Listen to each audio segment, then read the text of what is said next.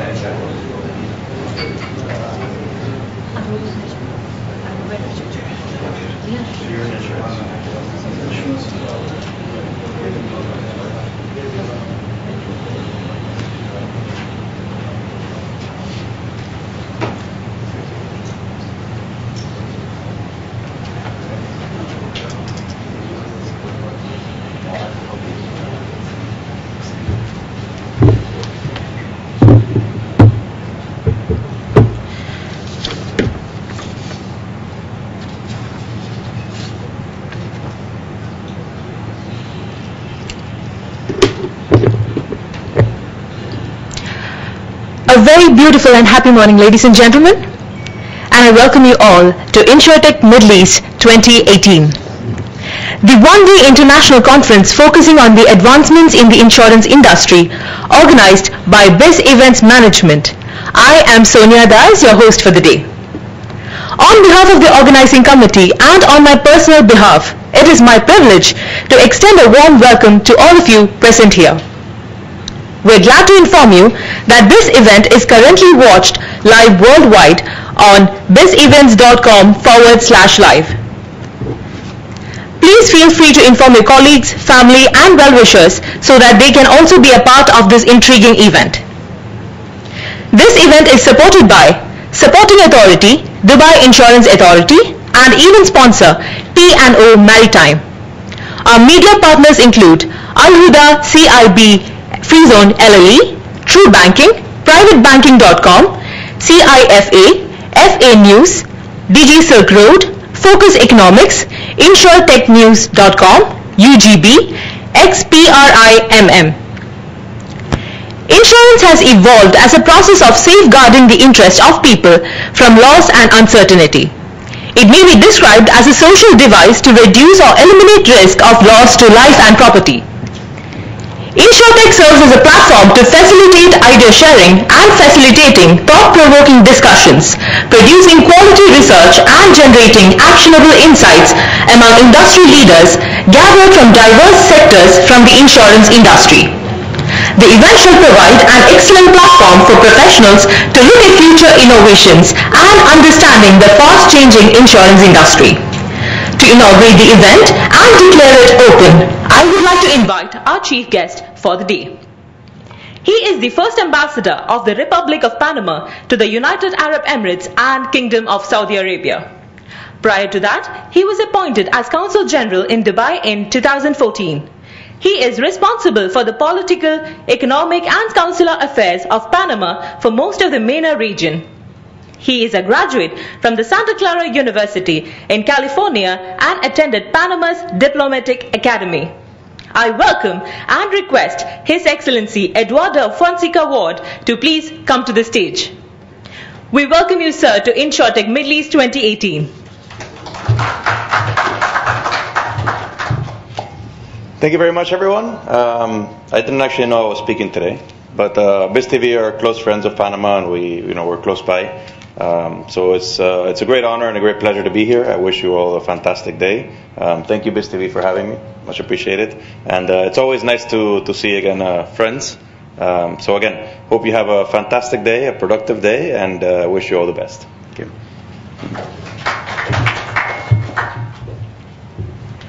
Thank you for those kind words, sir.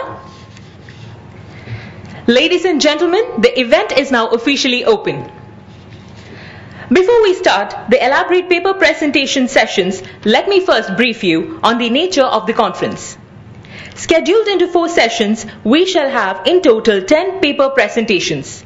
The time duration for each presentation will be 20 minutes, and after which each session we will have a 5-minute question and answer session. Since the event is being telecasted live, I would request all our speakers to kindly stick to the time provided.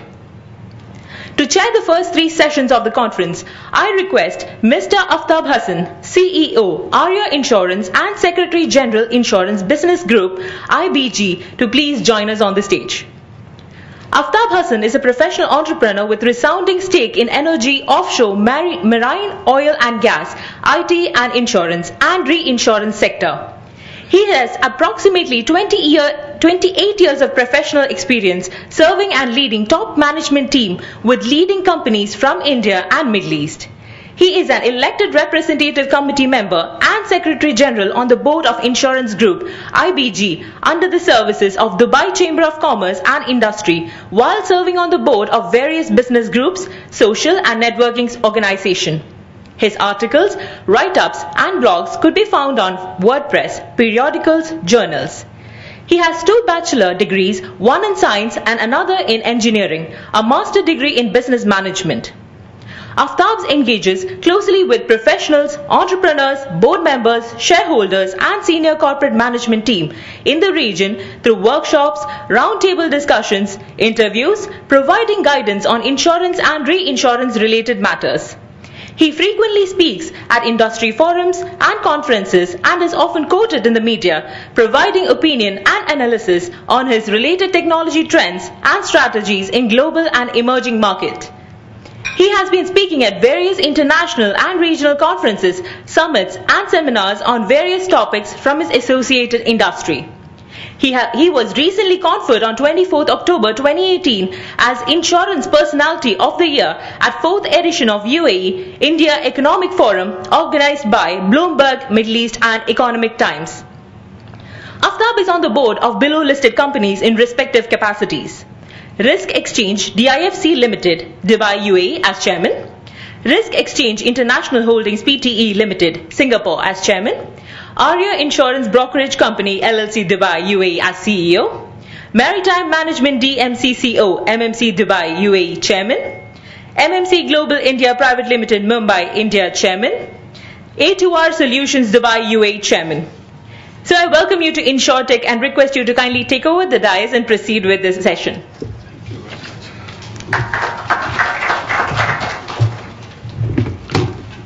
Good morning, ladies and gentlemen. Thank you very much. It's a pleasure always to see you, all the familiar faces. First of all, whenever you go with such a lengthy profile introduction, I believe I leave it to people to read the profile rather than going with the glory of the Lord. It's all very humbly I accepted. But my suggestion would be that it's better that people should go to the profile and they should read it rather, focus on the conference and the discussion. Thank you very much. As the moderator for the day, the word chairman is left for something else, to chair. There's no chair here, so I'm just the moderator for the day. The first and the speaker, which I'm going to ask him to come. Before that, Dr. Ahmed Al-Tabbaq, he is heading the Medical and Life Department's Claims Oman Insurance. And the subject which he's going to cover today is New Age of Insurance, the challenges and opportunities ahead. I believe everybody would have got the profile, and in case if not, then here is the man. He will show his own talent and experience while talking, you will know. Normally, what's the format? Like, after 2 or 3 speakers, you will have a question-answer session, or after every speaker? After every would be better. Okay. We can clear up the doubts. Okay. So after every session, if you will have the opportunity to ask any questions from the speakers. Thank you. Give a warm applause for Dr. Ahmed. Thank you. That is all yours, Dr. Ahmed.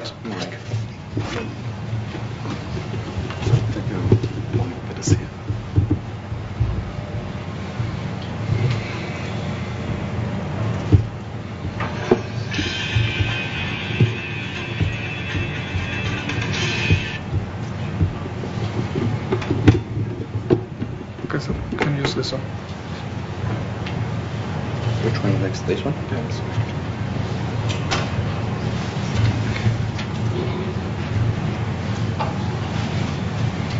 How to make it activate? Fine. Make it the slideshow, please. And try this one. Good morning, everyone. I am Dr. Ahmed Al-Tabbaq, the head of Medical and Life Claims in Oman Insurance Company. And I'm very thankful for the organizing committee to give me this opportunity to be with you today. So it's all about the new age of health insurance, the challenges that we have. The elephant in the room was always controlling the cost of medical care and how to stop the inflation of medical care. However, is there actually a strategy to reduce the healthcare cost, or it's simply a wishful thinking as we see it now? So these are statistics from the US that says that the healthcare cost has increased from 1960 till now from 5% of the GDP to almost 16%, and the outlook is not so good. The expectation that it will also continue to increase in the following years. So are we doomed? Is it inevitable that the healthcare cost will continuously increase? We are hiding behind these things. Population is aging. It's a fact. Worldwide population is getting, because of the better healthcare, population are getting older, and because of that they are getting more diseases. Or is it also about people always wants to go to the most expensive, the highest specialized centers with the consultants? And also because advancement in medical care are happening every day, and this comes with a cost. All these are facts.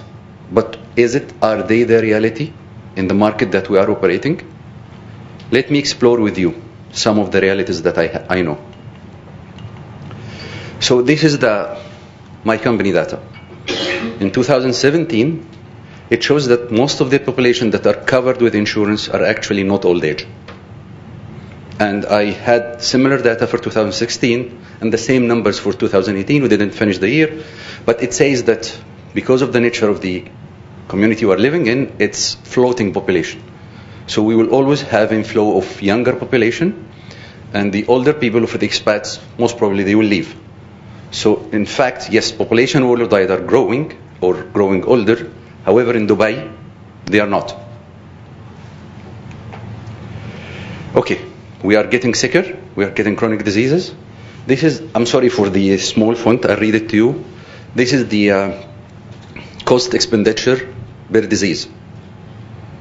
In my company. Number one disease is upper respiratory tract infection. It's not diabetes, it's not hypertension, it's not any of the chronic diseases. Followed by maternity. Again, young age conditions. Diabetes comes third, hypertension comes in the 6th place, and in the top 20, I don't find any other chronic condition. So again, because of the nature of the population, we are spending more in acute care than the chronic conditions. Also, if you look at the insurance benefit design that we have for the health benefit, if you look, I have faced this firsthand with many of our clients. They ask for things that they don't need. And this, I have faced this many times, and when you ask why, they don't know the answer. They only know that these have been there since ever, and they need to continue to have the same benefits. So, as insurance managers and as brokers, we have to step in and work as consultants to our clients and advise them that they need to rethink their benefits. Standard of care. Medicine is one of the biggest debatable fields. If you ask 5 doctors about their opinion of care, you will get 7 opinions.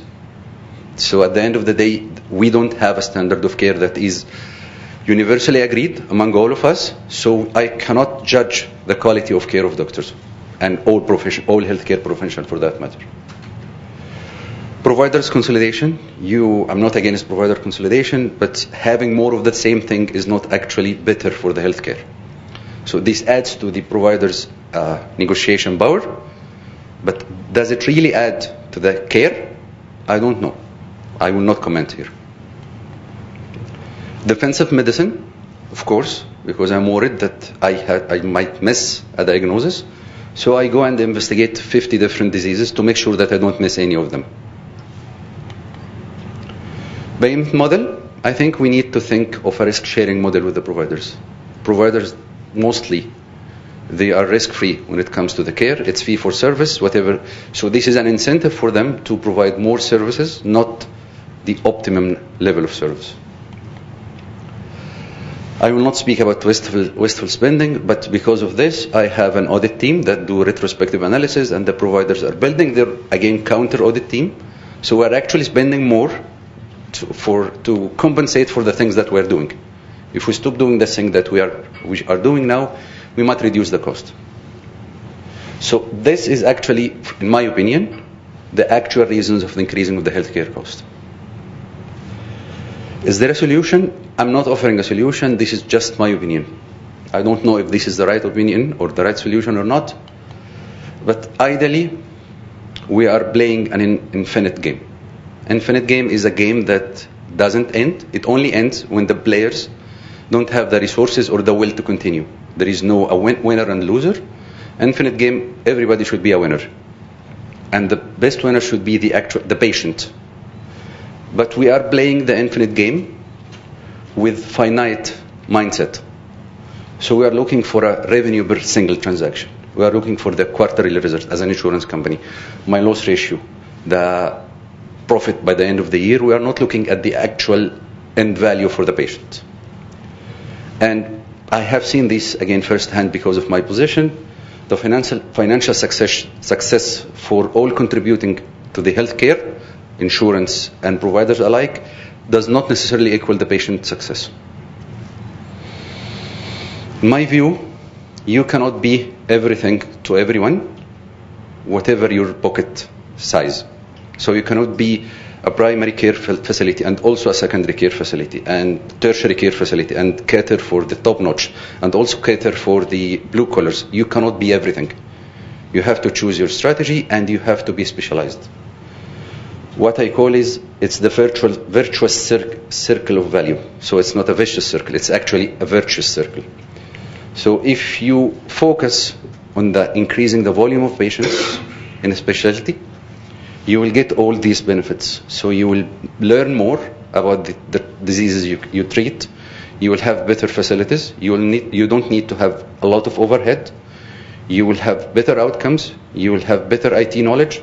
Actually, you will have better prices because you are getting better results for each treatment. My presentation is over.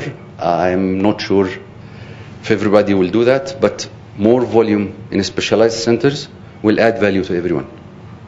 Thank you very much.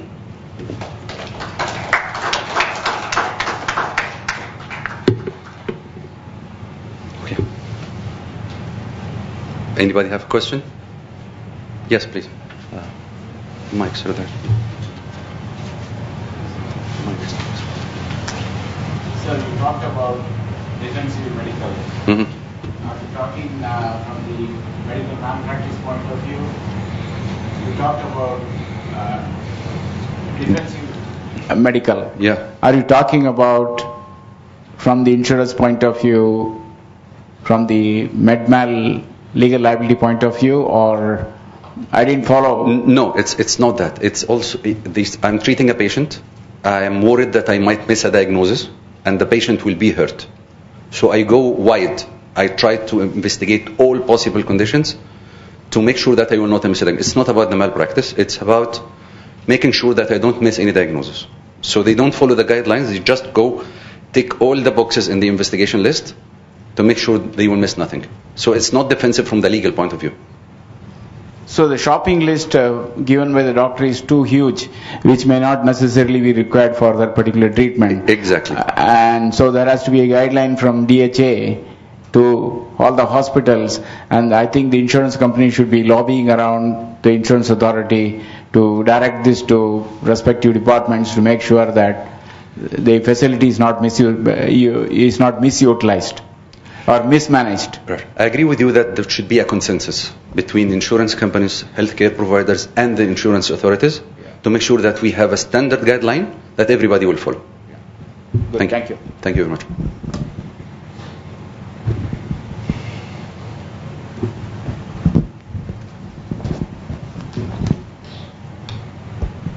Hi.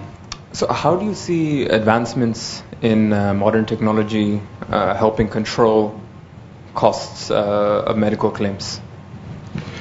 Okay. Clearly, new technologies comes with cost.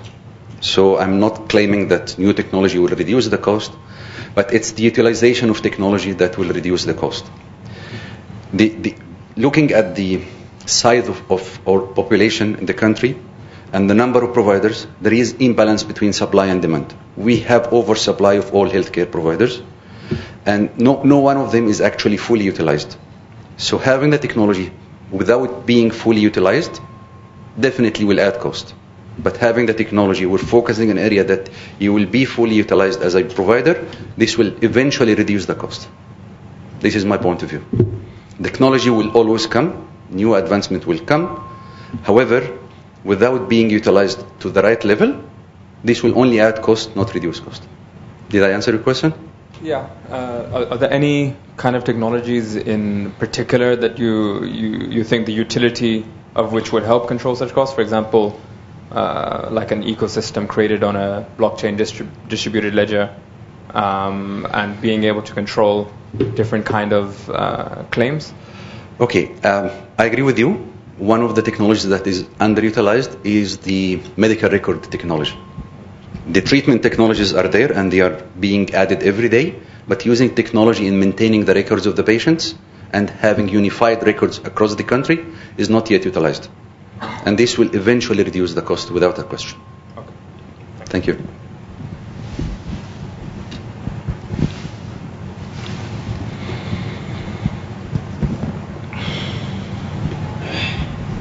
Hi, good morning, Dr. Ahmed. Thank you for the presentation. Thank you.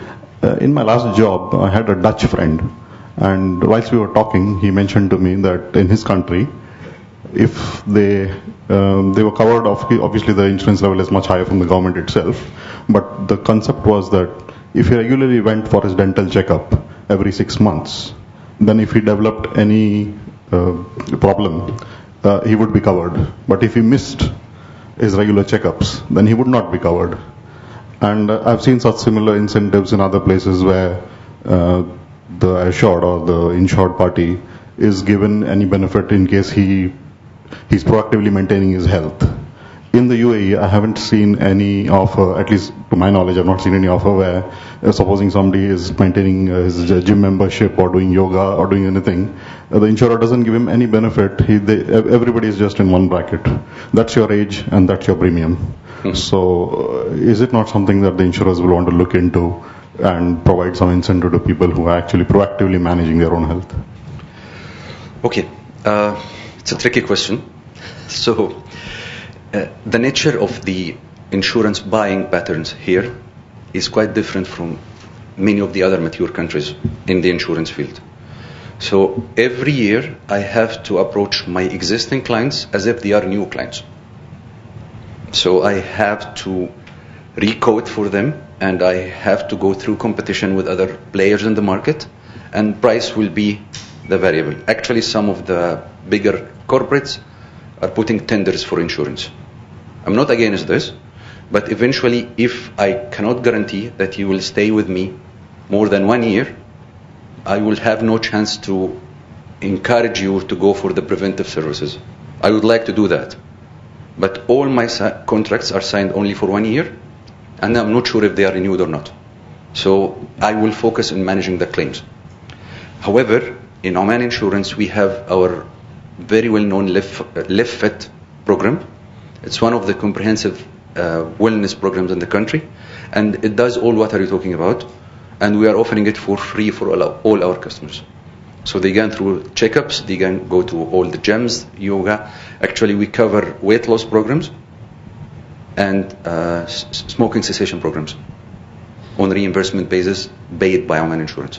So we do that, but I hope that we can also include a product design, which brings me again to the benefit design mismatch. They don't want to have this benefit design because it would help, but we will have some time, maturity level in buying insurance, but this will eventually happen.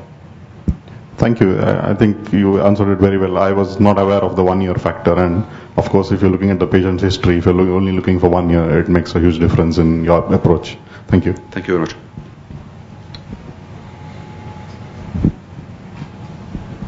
Okay.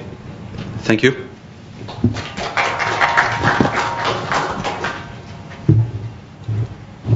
So with this, I would like to invite another speaker. The second speaker is Mr. Muzaffar Hussain, who is the claims manager, Inchcape Shipping Services. And Mr. Muzaffar is going to speak on the topic marine cargo insurance and claims. And Mr. Muzaffar is a commerce graduate from Osmania University, Hyderabad, and member of Chartered Insurance Institute, UK, licensee from Insurance Institute of India. He started professional career in the year 2003 with Saudi Allied Company as reinsurance coordinator till 2005, and later moved to Dubai in 2006 and joined Allianz Insurance. Now Dubai, worked as claims executive with non-motor claims department till 2008, and in 2008 joined Inchcape Shipping Services Dubai, Lloyd's Agency, P&I Correspondent Department as claims executive. In 2014, he got promoted as claims manager. In 2015, Japanese insurer appointed Inchcape as exclusive agent to handle marine cargo claims and recoveries in the region for 13 countries. So give a big applause for Mr. Muzaffar Hussain. He has been speaking with ShipTech as well, which is the parallel body which goes with them, the Marine-based TV, always. Please, Mr. Muzaffar.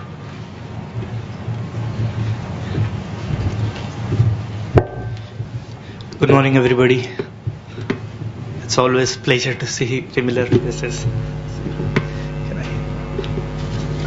Can you please run the video? There's a link here.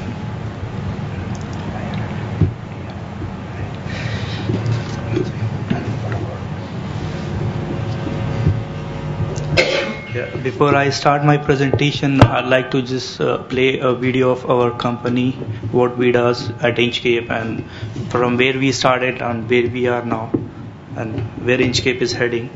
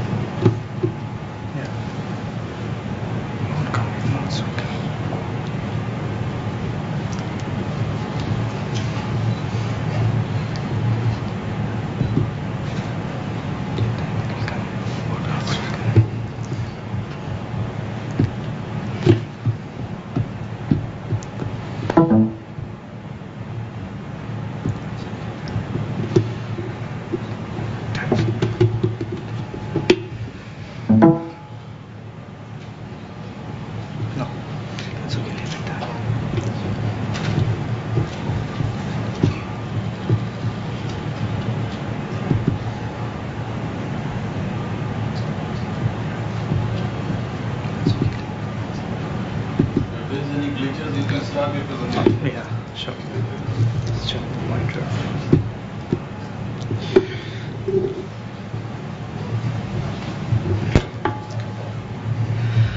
Good morning, everybody. Sorry, there's some glitches there.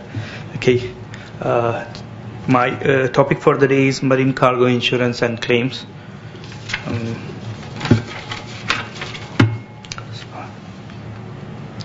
Here. To start with, I'd like to start with the importance and history of marine insurance. Marine insurance is essential to overseas trade, as we all know, inland trade and shipping. It is concerned with the insurance of goods in transit from one place to another place by all means of transport, like air, sea, and inland, like train. And then next is the history of insurance, history of marine insurance. Marine insurance is the oldest form of insurance that originated in England. Merchants from different parts of London assembled in a coffee house, Lloyd's Coffee House, which gave birth to Lloyd's underwriting market. And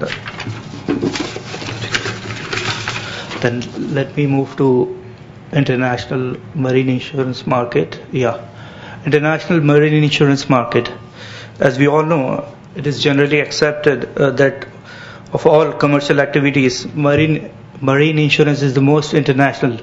Most countries the world over have marine insurance facilities. The nature, the extent, and the capacity of these markets are vary, considerably. Major international markets exist in UK, US, France, Norway, and Germany. And as we have seen in the recent times, there are markets, marine insurance markets is developed in countries like India, Indonesia, Philippines, East and West Africa, Gulf countries, Middle East countries, and other developing countries.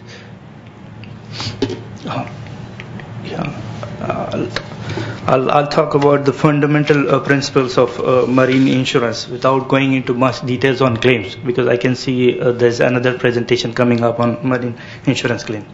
So In order to understand marine cargo insurance claims, it is important to know the principles that are fundamental to the contract of marine insurance. These principles have statutory sanction, as in all contracts of insurance of other branches. The contract of marine insurance is based on 7 fundamental principles. As you can see, principle of utmost good faith, principle of insurable interest, principle of indemnity, principle of subrogation, principle of abandonment, principle of contribution, and principle of proximate cause. Contrary to other branches, the principle of abandonment is applied to marine insurance in a typical way. To start with, principle of utmost good faith, or verima fide, what a Latin word is. Every contract of insurance is a contract verima fide. That is one which requires utmost good faith on the part of both insurer and the insured.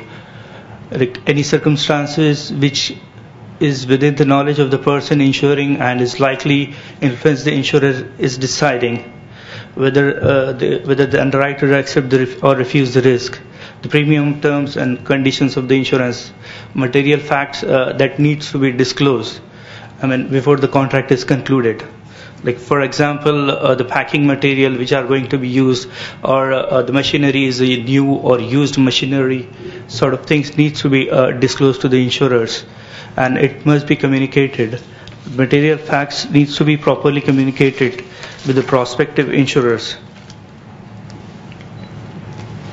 And next comes is the warranties. A warranty is a promise by the assured to the underwriters that something shall or shall not be done, or that a certain state of affairs does or does not exist. A warranty must be literally complied with, as otherwise the insurers may void liabilities from the date of the breach of the warranty. A warranty is in effect, in simple words, it's a safety valve for insurers by which they can ensure that in addition to all disclosed and true representations, the risk is exactly the one they are going to accept. These are like 2 types of warranties in policy. One is express warranty, the other one is implied warranty. What is an express warranty? An express warranty is one which is appearing on the policy or which is incorporated. For example, warranted packing in the new gunny bags, or for liquid cargoes, warranted that the assured should use new drums, or professionally packed cargoes, or shipped under deck, generally what we see under clean bill of lading. And next slide is the principle of insurable interest. Marine Insurance Act UK 1903 deals with the subject of insurable interest. The essential features are that must be physical object exposed to marine perils, and that the insured must have some legal relationship with that object, in consequences of which she should benefit by representation and should be prejudiced by its loss or detention or damage happening to it, or when they may occur liability in respect of when insurable interest must attach. Now the question here is when the insurable interest must attach. As assured is not required to have an insurance or insurable, should be insurable interest when the insurance affected. I'm talking about the marine. Have a reasonable expectation of acquiring such interest, or she must have an interest at the time of the loss. Kind of insurable interest, defeasible interest, contingent interest, reinsurance. And next is marine cargo insurance policy certificate and its coverage. The policy is a legal document. In international trade, it stands as collateral security by financial institutions. Marine cargo risk is covered under Institute Cargo Clause A, B, and C. This is a sample of marine cargo insurance certificate. You can see. And what does ICCC, Institute Cargo Clause C, peril cover insured? Loss of or damage to the subject matter insured reasonably attributable to fire or explosion, vessel or craft being stranded, grounded, sunk, or capsized, overturning or derailment of land conveyance, collision or contact of craft or conveyance vessel with any external object other than the water, discharge of cargo at the port of distress, loss or damage to the subject matter insured caused by general average, sacrifice, jettison. And then if you can see, ICCB covers almost all the clauses up to 1.2.3. Here 1.2.2, then 1.2.3 it includes entry of seawater, lake water or river water into the vessel, craft, hold, conveyance, container, liftman or place of storage. Total loss of any package lost overboard or dropped whilst loading or unloading from the vessel or craft. Then Institute Cargo Clause A. The peril insured is it includes Institute Cargo Clause C and Institute Cargo Clause B. Peril insured under Institute Cargo Clause B and C, plus the insurance covers all risk of losses or damage to the subject matter insured except those specifically excluded. The expression all risk is not to be construed as embracing loss or damage which is inevitable. The loss or damage, in order to be recoverable, must have occurred unintentionally, An insurance covers general average and salvage charges adjusted or determined according to the contract of freightment and or governing law and practice. Insured to avoid or in connection with the avoidance of loss from any cause except those excluded in clauses 4, 5, 6, 7 or elsewhere in the insurance policy. Like types of marine cargo claims. Let me talk about the types of marine cargo claims. A claim on policy of marine cargo insurance may arise upon happening as a result of insured perils of any of the following, like total loss. Total loss means actual total loss or constructive total loss, particular average, that is partial losses, general average loss, expenses which are sue and labor and particular charges, salvage charges, forwarding expenses, extra charges. Like types of let me talk to you about the actual total loss, where the subject matter insured is destroyed or so damaged as to cease to be a thing of the kind insured. In simple words, it is like damage so severe that it's a total loss, or where the assured irretrievably deprived thereof. There is an actual total loss. In case of an actual total loss, no notice of abandonment need to be given.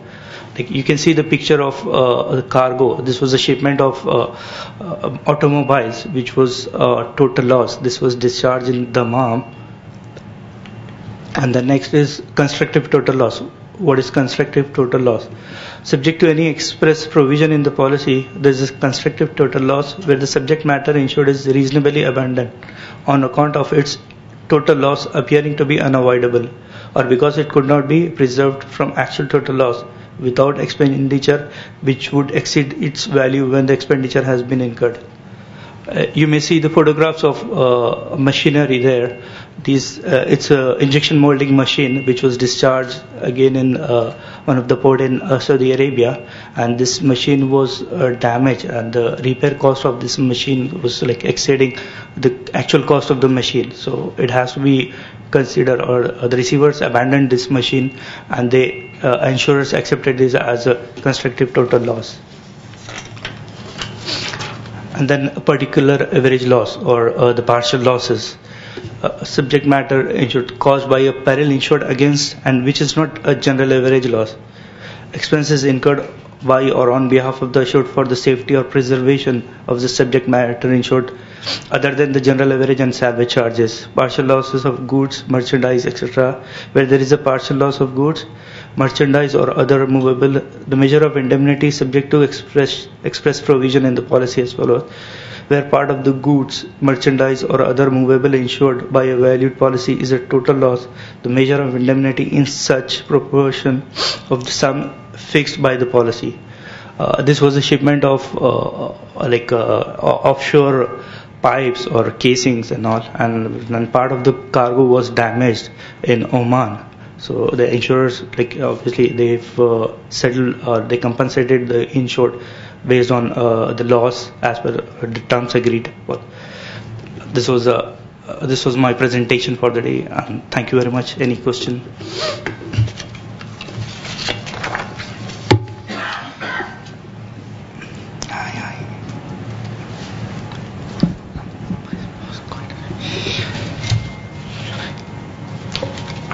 Thank you. No one is asking them. Yeah, sure. Am I quiet? I think See, when you are talking about there are natural perils. And natural perils, normally what happens is that most of the time is excluded. And we have observed recently in Oman when the recent, the flooding which happened in Oman, there were claim which has come while even on the roads, the trucks which were passing by, and the water came up and the driver have to leave the truck and then they left. Okay, how you take that? Because it was insured, and it was like a door-to-door cargo, for instance, which was from the warehouse to warehouse to deliver on road, which was covered. But since the natural peril, it comes under. So how you take it as a claims manager? What's your take? Because as intermediary, we have our own, definitions. But we say our own definition in the sense it's, of course, it's all the same what you read in the book. But there are means and ways. But insurers, normally what happens is, and I always say that, which I've been blamed also a few times, that I said the third party, which the surveyors, they are on your paymasters, because the paymaster is the insurers, not the policy holders. exactly. Yeah. So they are more inclined towards the other side rather than to mitigate the risk and look into a favorable situation for both, a balance. Yeah. So that's our role as intermediary, which we do. Yeah, I mean exactly what you said. Surveyors has to be partial, their findings and all these to be partial. It should not support But again, I mean what you said is also correct. But considering, I'm just giving a scenario which happened literally. Exactly. So I'm asking, what will be your take in that? I mean, as we all know, natural disasters or force majeure, when it comes into picture, then again underwriters, depends on underwriters and the brokers relation. But if we go as per books, then yes, force majeure is the one where underwriters may take a stand that this happened because of the force majeure and all. But having said all, this. Depending on the investigation of the surveyor, as you said, I mean, what was exactly the root cause of the loss and all, then underwriters may decide. I mean, so whether you believe this should be excluded or included, because you are not very clear. Yeah, it's not. Unfortunately, I cannot give a clear, but depends on case to case. I mean, we need to look into the case and then decide. I mean. Okay. Anyway, I'm Muzaffar. You spoke about the institute cargo clauses A, B, and C. So for those who are non-related to insurance or doesn't have subject matter knowledge, what is your recommendation for people who want to ship? When they should go for A, when for B, and when for C? I mean, as we all know, that the Institute Cargo Clause C and B is more like a restricted coverage, wherein the onus of cause of loss goes on the assured. Insured needs to prove that the loss is due to the peril insured. Whereas in ICCA, which is a broader coverage and which covers BC plus covers warehouse to warehouse risk. So onus is on underwriters to prove that the loss is not due to the insured peril. So it's always good to go with the broader coverage. Thank you. Thank you very much. Give a warm applause. So now I'm going to ask for this session, the third speaker for this session is Mr. Chalapati Srinivasan. Where is he? Here. And Srinivas often speaks in different forums and conferences, including there as well, ShipTech. Srinivas is a qualified insurance professional with extensive general insurance and reinsurance experience of over 30 years. He holds a fellowship in general insurance. He has led the management and operation in insurance companies as well as broking firms during his tenure, both in India and GCC in various senior management capacities. He is currently the executive director of JDB International Insurance Brokerage in Dubai. He handles reinsurance treaties, product conceptualizations, and general insurance business of JDB International. Besides designing aggregations model for affinity groups and community scheme, a startup and business revival expert, he has successful track record in operations and new product development and underwriting. Today he is going to speak, and his topic is brokers' perspective, changing rules during testing times. Give a warm applause for Srinivas, and Srinivas, das is all yours.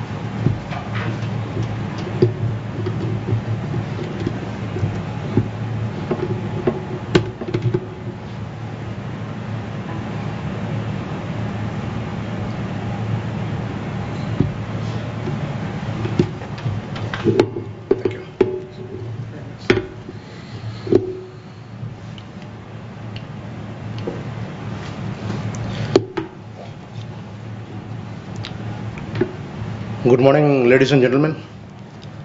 This month, November, is quite a blessed and celebrating month. This is the month of Prophet Muhammad's birthday, peace be upon him. And this is also month of prosperity. We are celebrating Diwali. I have a very interesting topic for me. It's broker's perspective in the changing times. It's interesting, yesterday there was an article in the news that SCOR has said, the SCOR CEO, that maybe in 3-4 years time there will be a maximum of 6 or 7 major reinsurers who are going to be in the market. So I don't know what exactly is the message.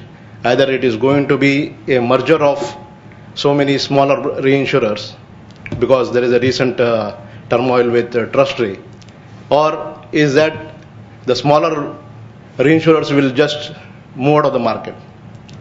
So this is very similar to the broker setup. I myself, being a broker, I see that this is some situation where the insurance industry is going through now.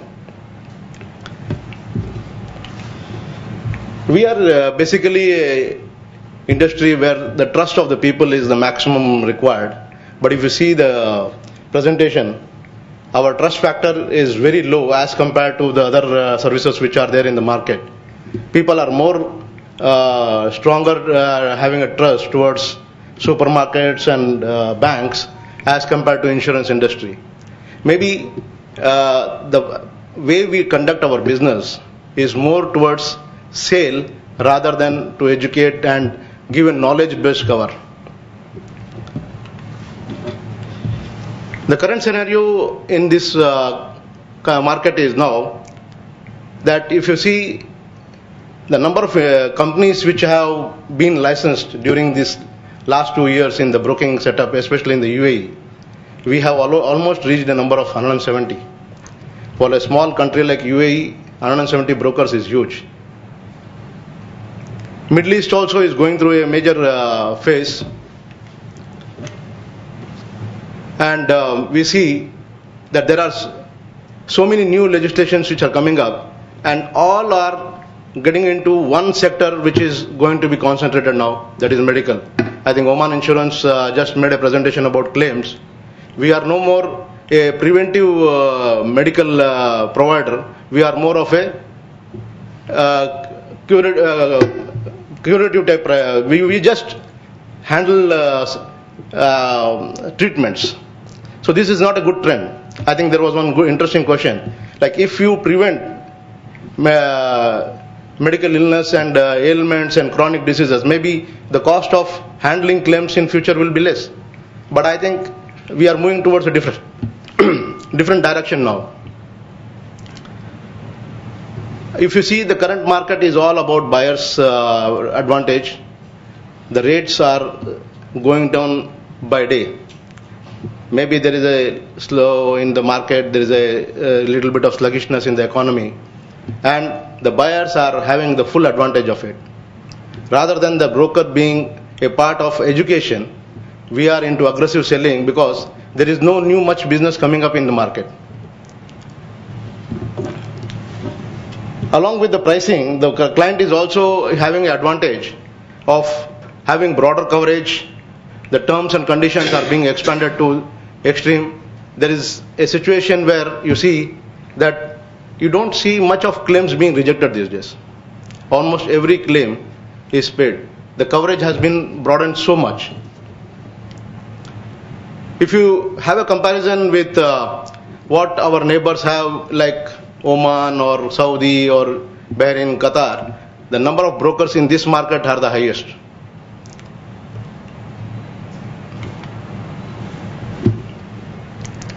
There are some good indications as well, though I'm not a very strong exponent of medical being the only focus area, but this is how the market is going to trend now. Oman market is going to open up for compulsory medical by next year. If not early next year, it will be by mid of 2019. There is a strong move from the Northern Emirates to also roll compulsory medical. On one side, we have a growth in business, and the other side, you see a lot of broker default and closures. This is a serious impact in the market. A number of brokers who are closing or just moving out of the market suddenly and hitting the market by non-payments is huge. Further, if you see, there is a lot of political uncertainty also in the region, not exactly the GCC, but in the neighboring countries we have major political situations. This also is adding the impact. The economy is going sluggish, though the price of oil is steady and little higher now. You see, there's a lot of deficit also being wiped out. If you see the Gulf economies, whatever deficit budgeting they had done, because of the thankfulness of the oil price, almost all the deficits have been now taken care. There's also a problem of varied regulation, and added to this, the new VAT which has come up in the market is also added cost to the client. So I have just made one point: no premium, no pay, no cover is what we should be aiming at now. Because if you see, along with the economy being slow, the problem of collection of payments is also huge for the brokers and the insurance companies.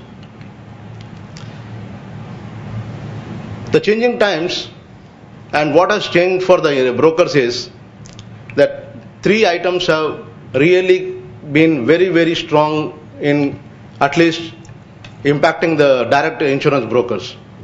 The first is the bank assurance model. The second is freelancers and sub-brokers, and the third is aggregators and online marketers. This is something very unique to the market. Bank assurance, if you see, there is no exact legislation which has come into the market for how the bank is supposed to be operating. But today the biggest grosser for premiums are the banks. The banks are having such fantastic rates that they can kill the broker very easily. They have multiple options, multiple products, thereby they are not selling one insurance company or they are not promoting one insurance product. The choice is spoiling the market further. Freelancers and sub-broking is something which is impacting the broking industry very strongly. Though we have a number of forums, we have broker forum within the Emirates Insurance Association, and we have also other forums. But I think this is a part which has not been looked at or being addressed. In fact, I think last 2 months back there was a news article which said almost like 46% of the motor insurance is through unauthorized market. So that means there are a lot of freelancers who aggregate this sort of vehicle insurance and bring it to some broker or some insurance company. So the quality of the underwriting is very bad, the claim servicing is very bad, and we don't know how the sub-broker is going to behave on the payment side. Along with that, I think the most interesting part now is the part which is just unavoidable now, is the aggregators and online marketers. There are so many online portals which are there in the market. We have some brokers who are operating online portals, but along with them, there are so many technology-based companies who have no license. They piggyback on somebody's license, and they are purely working on volumes currently. If you see, the ease of entry and exit for this sort of technology-based companies is very easy. Now, what they are doing is, they are not really selling insurance, they are basically valuing themselves. If you see how the trend for online portals and technology companies happen is, Souk.com is an interesting example. They built themselves, though they were not in profit, they built themselves to such an extent, they got a fantastic valuation, sold themselves to Amazon. Very similarly, you see there are so many other online portal providers who have been consistently under loss. But still, they are able to sustain with low incomes because they don't see this commission as an income. They are basically seeing the type of investments and the type of venture capitalists who are interested in these sort of firms.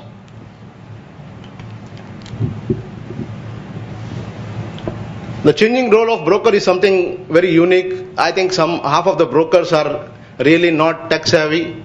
They have been very strong in a certain sector or a certain segment of corporate broking. Very happy doing that. But if you see the number of broking companies in the country vis-a-vis the type of technology which is coming into the market, maybe it's not very far that these broking companies will not be able to sustain if they don't do disruption in distribution. There has to be a new methodology of distribution now. Companies have to cut down their cost. This is one interesting issue now. I can't be very employee heavy company as a broker because my cost will be so high that I will not be able to sustain my expenses. So we have to reduce cost by bringing in more technology. Or the companies, the broking setups has to shift to niche and boutique business in broking, where they can provide strong risk solutions to their corporate clients. So as you said about SCOR, the next is consolidation. Instead of consolidation, if you see the market currently is going on expansion. In fact, there are a lot of other brokers from Oman and neighboring countries who are thinking of starting up broking branches here. So this will again burden the existing market. The brokers have to also create a sort of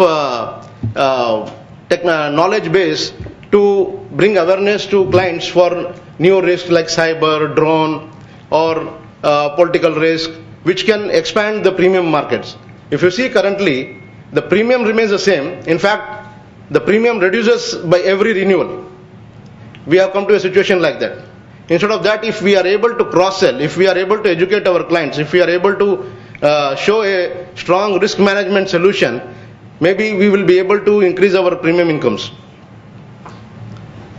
The broker presence in the market signifies maturity of the market. This is true. If you see how the Western world has really developed and grown, is to the fact that if you are a broker, you are under appointment by a corporate. You don't get disturbed during the year, or at least to the next 3 years. Here, the threat of losing my client is the most strongest. I can lose my client anytime. The loyalty is minimum. Maybe because the pricing has affected the client so much, they don't see any other factor from the broker. How do we maintain competitive edge in the dynamic market. As I just explained, Internet of Things is the next big move. If you are not tech savvy, maybe you are lost the market already. The next thing is total risk solutions to the client by managing their entire portfolio, providing the best interest, doing risk management. If you see today, practically, if a broker, if I'm a broker, I go to my client and only talk about medical insurance because that is the biggest volume there from the client. I don't talk about his property, I don't talk about his motor. Though there is premium there, I don't even talk about risk management. I don't even talk about doing a survey or enhancing the cover or studying how whether the policy is industry specific or not. Because the focus is so much on the volume.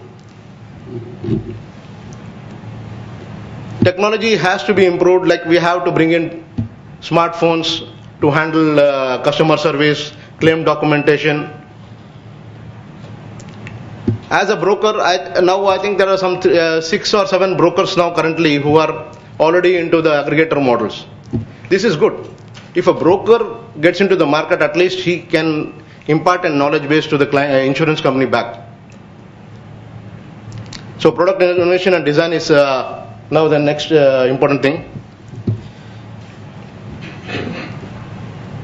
So whether we like it or not, technology and digitization is going to impact the market profound. What we see today as 2018, maybe in next 3-4 years, we will not see the industry in the same way. We see already Amazon has already come into the picture. They want to market heavily into the market. We see Baidu, we see Google. Everybody wants to have a share of the cake of insurance. The type of workforce which we are going to have, that also is going to change very drastically now. Maybe the conventional type of underwriting, the conventional type of claim handling, the conventional type of client servicing will no longer be there. Maybe we will become almost like banks. If you go to a bank and you talk to them, they will say everything is back office, and there is no face to the back office. Maybe after 5-6 years, insurance company also will become like that we will have no face to ourselves. Like we will talk about send a mail to the back office and the back office will reply. So the personal touch will almost move.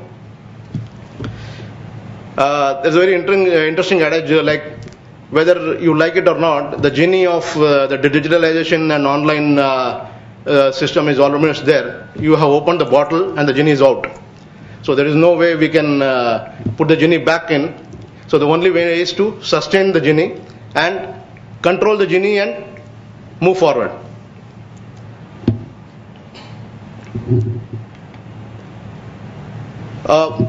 There's one interesting thing which I want to say as an ideal broker. It's very difficult to even think of an ideal broker scenario. But the industry, because we have the insurance company, the broking companies and the clients here, we have to create something where each of us has to respect each other's presence. Today, if you see, the market has become so horrible that the insurance company wants to ensure that the client comes to them directly so that they eliminate the cost of having a broker. The broker wants to eliminate another broker so that he retains a bigger share of market. The client has a fantastic advantage now. In fact, the practical situation is now I am working on some medical, and this guy has 20 quotations from the client market. Now he has the time and patience to tabulate all the 20 quotations, and then he is going to make a master quotation out of that. And this master quotation is what he is going to ask from everybody. I think this situation is going to create a very bad impact in the market. After some time, the client will decide what should be the cover. All exclusions will become covers. And unfortunately, almost all exclusions are already become covers now. So each of us should treat the other as an equal level partner and support and encourage. The insurers should see the broker as the eyes and ears of the market. This is very important. Somewhere we have lost this whole touch. We are also from the same fraternity. Maybe I was an underwriter before, now I have become a broker. But at least I can tell the insurer what is the client, where is the risk, how worst or how good is the risk, whether you should be writing it at a particular price or not. Today the situation is every risk is good, every risk has to be priced low.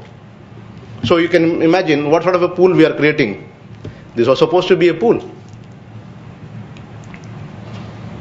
Then we should have focused long-term business associations and balanced negotiators.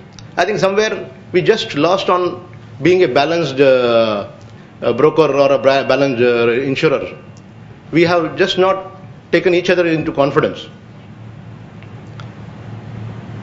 Holding price steady is the only solution to the market where we can create a bit of profitability and liquidity to the company.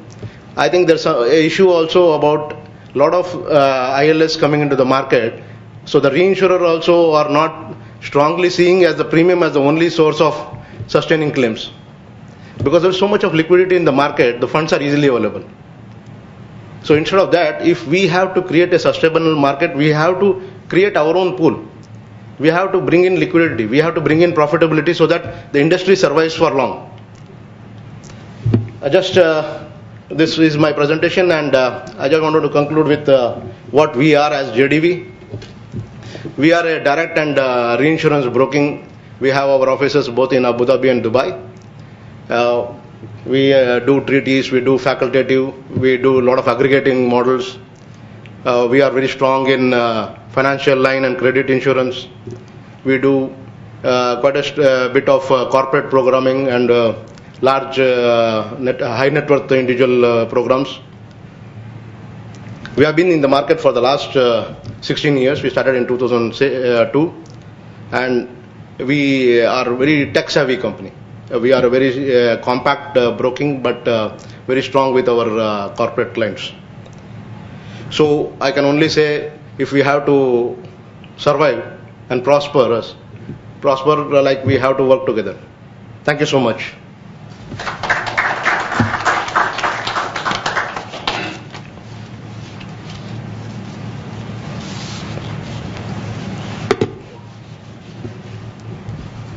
Thank you, Mr. Jalavati. I have a question. You spoke about broker defaults and closures. And in such a case, what happens when, as a policy holder, if I have paid the premium already to the broker, but the broker has then defaulted and not paid the insurance company, is that policy legally still valid? Does the insurance cover me for the period, or how does it legally stand? Okay. We are talking about UAE as a market. We are a free economy. So the market is, if you don't sustain yourself, you perish or you vanish. We had a very interesting situation a few years back in Sultanate of Oman. One major company closed down because of wrong operations. The government immediately intervened. They picked up all the policies. They distributed it to all the insurance companies which were in operation there. They said, you sustain this policy till the expiry. If there is a claim, you come back to us and we will pitch in a share of it and you settle the claim. Now that is one scenario. Here in this market, that was the insurance company basically, where I am talking about the number of brokers being very less. Here the situation is, we have both in a very sizable number. We have around 57-60 insurance companies and 170 brokers. And the number of companies which have closed are huge here, the broking companies. Now, whenever the broking company has closed, the government has not intervened for the reason the insurance companies immediately contacted the clients and they told whether if you have paid the premium, give us a proof of payment, or you pay the premium directly to us. If both the scenarios don't happen, they cancel the policy. So this is the only way they have sustained it. But there have been issues.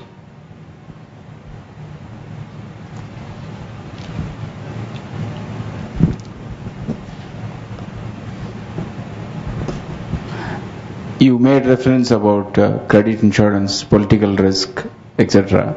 Do you see that there is a lot of crowd in this arena in the UAE market from the capacity point of view? Political risk? Yeah, and credit insurance, more particular. Because of the downturn in the economy now, you see more of crime-related claims plus the credit insurance claims.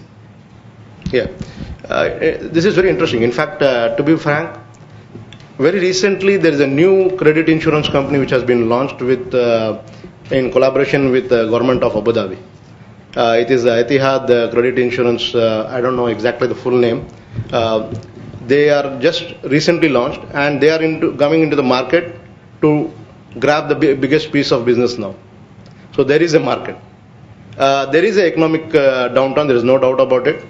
A lot of the established players, in fact, have scaled down their operations, or at least they have stopped certain segments being underwritten by them. But there are new entrants. Every time there is a cycle. Some of the conventional guys move out, and the new guys come in, and they still pitch hard for business. So there is a market for credit insurance, and especially for political risk, there is a very strong demand, because if you see how UAE operates, UAE is the hub for the East and the African continent. The biggest chunk of business happens through this route. So political risk is very strongly required when you are operating in any of the African countries, or maybe the new economies like Myanmar, Cambodia. So this is a strong business there. Yeah. Hi. So you mentioned one of the key threats posed to the brokers by the online aggregator. And of course, I think in UAE we've seen in the last year or so aggressive expansion of that market. My question is, in the future, do you see more and more brokers adopting that kind of model? The fact is, everybody is going to adopt this model, otherwise it's just not possible for them to survive. Aggregate model is not for everybody, but this is how we see and copy. There has to be, the aggregate models are basically for the larger group which are on the lower strata of the society. In few of my previous presentations, I have spoken about a company called Bima, and there's a new company coming up in UAE called Democrats.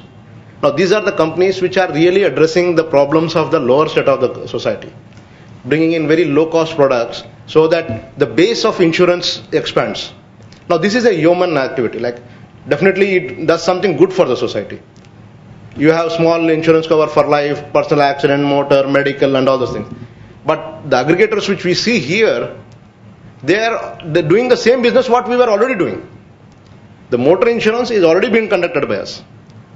Only difference is we were doing it manually, they are doing it online. The medical insurance, the same business. There's nothing has changed. Only thing, the aggregators have come in, they have pitched the technology, and maybe the client is not having time to go to the insurance company, sit with the insurance company and talk and discuss and do it. They buy it now online. So this is going to happen. Aggregators are going to change the market structure.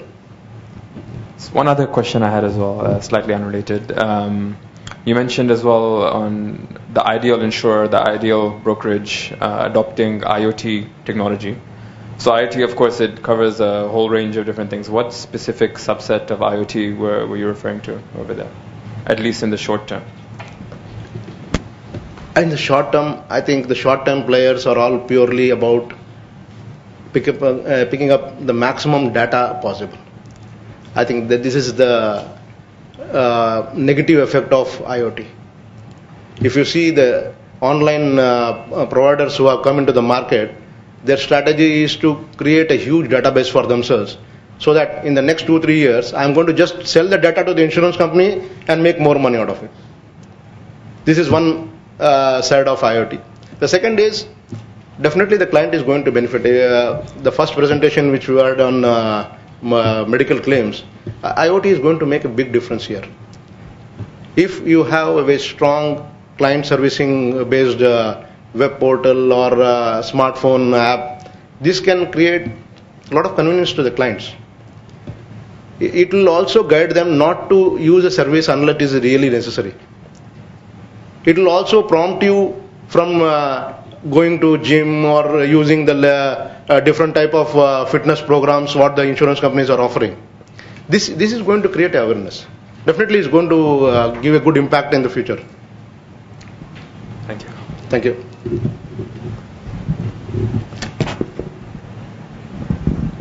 Hi, Sitaraman here. Srinivas, you mentioned that one of the point, improve own internal risk management practices for ideal brokers to reduce insurance costs. Would not be a conflict of interest because you will be a consultant for the assured? How can you do the risk management survey on your own as a broker? Insurance company can have their own risk management. That's fine. Yeah. Frankly, if you see the general insurance portfolio is on the downtrend. Basically, the premiums are coming down. The concentration on general insurance is also coming down drastically. The reason being, we are not able to build a good presentation of any property or liability insurance cover, because I just go to the insurance company with a slip. Rather, if I have my own survey report, if I have a valuation report of the same thing, if I have a technical report of what sort of a cladding the building has, maybe this can be priced better, and it will be to the advantage of the insurance company also. He can pay, because there is a provision of payment of premium fees on that policy. Yeah, that's, I appreciate that. I welcome that one. But the point, my question is whether it is allowed. Definitely it is allowed. You can do a survey. Nobody is stopping you from doing a survey. Whether the insurance companies accept the survey report or not is a different question. Surveys, pre-risk surveys are always allowed. Okay, by the brokers? No, anybody. Even the client himself can go for a pre-risk survey. Client can provide as part of information. That becomes as part of information, underwriting information. So this is also part of information. Okay. It's not a very... It's not a report. But it's not an independent report. What is required as per the local regulation. Yeah. Thank you. Thank you. Thank you, Srinivas. Oh, thank you so much. Give a big round of applause for Srinivas for a wonderful presentation. And since we have already extended the time as per our agenda and schedule, I'll request everyone now this a short break. We are going to take it, and you can have in the tea break. And after the tea break, probably we will have 10 to 15 minutes max. Keep it the tea break so that we can come back. Just before, I wanted to reply this because I also act as a broker, and you are asking the question, which is very legitimate. And the reason is that, yes, as per the legislation, either you can be an intermediary or you can act as a consultant to the client. That is legislation, because earlier days it was like the intermediary used to provide the consultancy to the client and signing a consultancy services, having a fee for that consultancy. But at the same time, he was placing the risk and correcting the brokerage as well, which was double dipping, which is not allowed anymore. This is correct. But at the same time, to give a strength to Srinivas also on his side, what he meant was the traditional broker, a traditional intermediary, that's his role to guide him the best, because ultimately the risk which he is going to place with the insurers is, as appointed broker, it is his responsibility professionally, because being a professional practitioner of insurance, he was brought for that particular job. So that side, he is not going to collect a fee from them, the client. He gets from the insurer his brokerage, which he earns, but at the same time, it will be genuine, legitimate to provide consultancy to them without any fee. So this is what the balance we have to keep it. He's not supposed to earn any fee as a consultant, which he will get it as a broker from the insurance company. But he should, and it is expected as an intermediary, that he will provide a professional, suggestion and recommendation based on the risk assessment which he has for the client. Thank you very much, and look forward back again in 10 to 15 minutes. Thank you.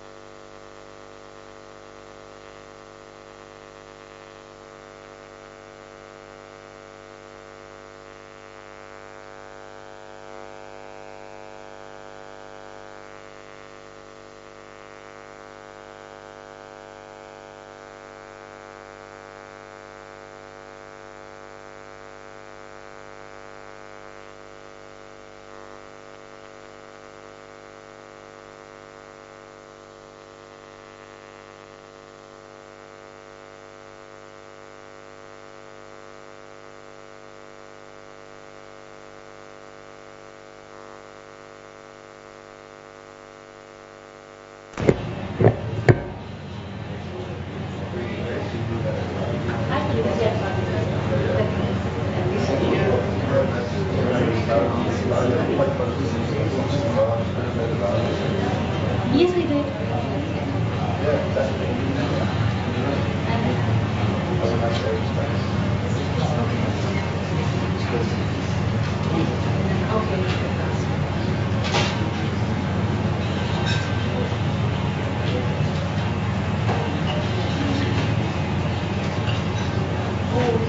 But they're already talking like we'll take you around the property. Yes.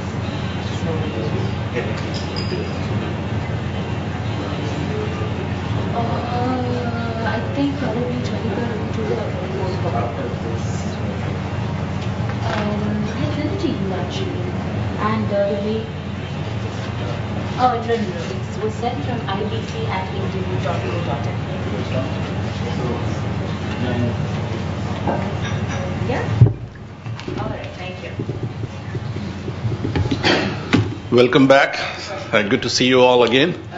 And so we move to our second session. And the first speaker for this session is Mr. Justin Whelan, and from Incenco. Mr. Justin Whelan is the managing associate in Incenco. His practice area covers insurance and reinsurance claim, policy coverage, advice, subrogated recoveries within the property, construction, and professional indemnity areas. He is also experienced in dealing with large casualty claims for a significant aircraft manufacturer. His work encompasses complex multi-party disputes across an extensive span of subjects. He has significant expertise in matters involving fire and escapes of water. He has extensive experience in dealing with insured public liability or employer's liability and property damage claims within the aircraft manufacturing, travel, and ground control sector. Now, today, the topic which he's going to cover is cyber security from a legal perspective, and that is something which is the buzz of the word, which everybody is using: cyber liability, cyber security, even in insurance and all. So good to hear his views on cyber, and give a big round of applause for him. Mr. Justin, the dais is all yours. Thank you. Thank you.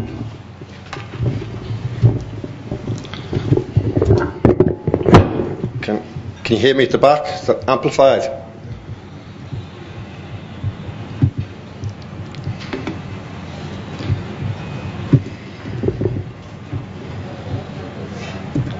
So while we're just sorting this out, thank you for coming, everybody. As you said, cyber is a buzzword, and very much so, very relevant, an enormous subject, many different aspects to it. Conscious I've got 20 minutes, so I'm going to give you a sort of high-level overview of the scale of cyber, and then some of the legal principles that exist in the region as it stands.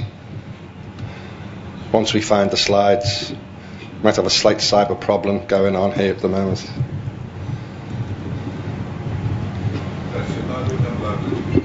That should not. Is it not there?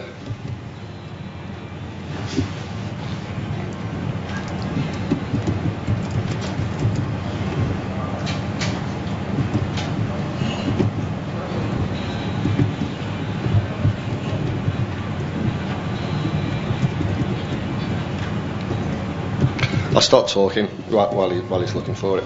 So basically, I'll talk about the scale of cyber, and I'll give you some examples of industries that are particularly susceptible. But the key message is that all businesses, from a sole trader to an SME to a large international, multinational, all are vulnerable. I'll amplify that with some illustrations of some examples of sort of the most susceptible industries in the region, being power and financial services. And then I'll talk about what legislation is in place in the region from a cybercrime point of view and from a data protection point of view.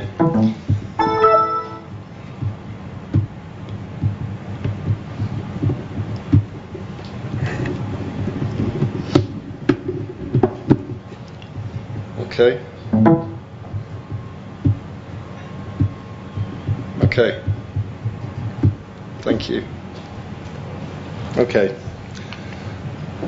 So as I said, I've kind of already given you the introduction, the scale, particularly susceptible industries, legislation from a cybercrime and data protection point of view, and some general best practice tips for how to mitigate the risk associated with all things cyber. As I also said, the message is very much a case of not if this will happen, but when it will happen. Cyber attacks are increasingly frequent and widespread. All areas of businesses and all sizes of company are impacted. The size of the losses are increasing, and it's been estimated recently that by 2021 the cost of cybercrime globally will be in the region of $6 trillion. In terms of the Middle East, the most susceptible industries are financial services and power. There's just a snapshot, if you like, of some examples of significant incidences going back as far as 2012 with Bank. You've also got Oman, 2013. Most recently, there was a significant attack on QNB in Qatar. That wasn't a financially motivated attack. That was more to do with obtaining data from a whole host of Al Jazeera journalists. Last year, the Bahrain Institute of Banking and Finance, they were reporting a detection rate of about 3,000 threats a day. And then most recently, just last month, you had Cosmos Bank, which was hacked into, and what the hackers did there, they got into the debit card systems, self-approved a whole load of transactions, and the cost to date on that only happened last month. They're running at 10 million UK pounds as it stands.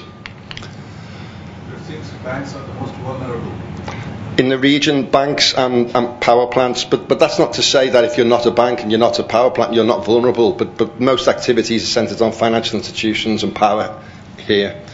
Professional services also particularly susceptible. I'll just talk a little bit about the Equifax case that you may have heard of. That was an attack on the Equifax company in America last year, whereby half the population of the United States had its personal data stolen. 145 million Americans, another 25 million people in Canada, millions of people in the UK. And the interesting thing about that incident, which is still being investigated, is that after the hack and before Equifax reported it to the US regulators, there was quite a lot of activity on the stock market with Equifax directors selling their shares in the company for several $1 million. They were cleared in an internal investigation, and they said that they didn't know that they'd been hacked, and this was just a normal trade. The regulators are looking at that, and it'll be interesting to see what comes out of that investigation. Particularly susceptible in the region is energy. I'm sure you've all heard of the Saudi Aramco attack, 2012, about 30,000 computers completely wrecked.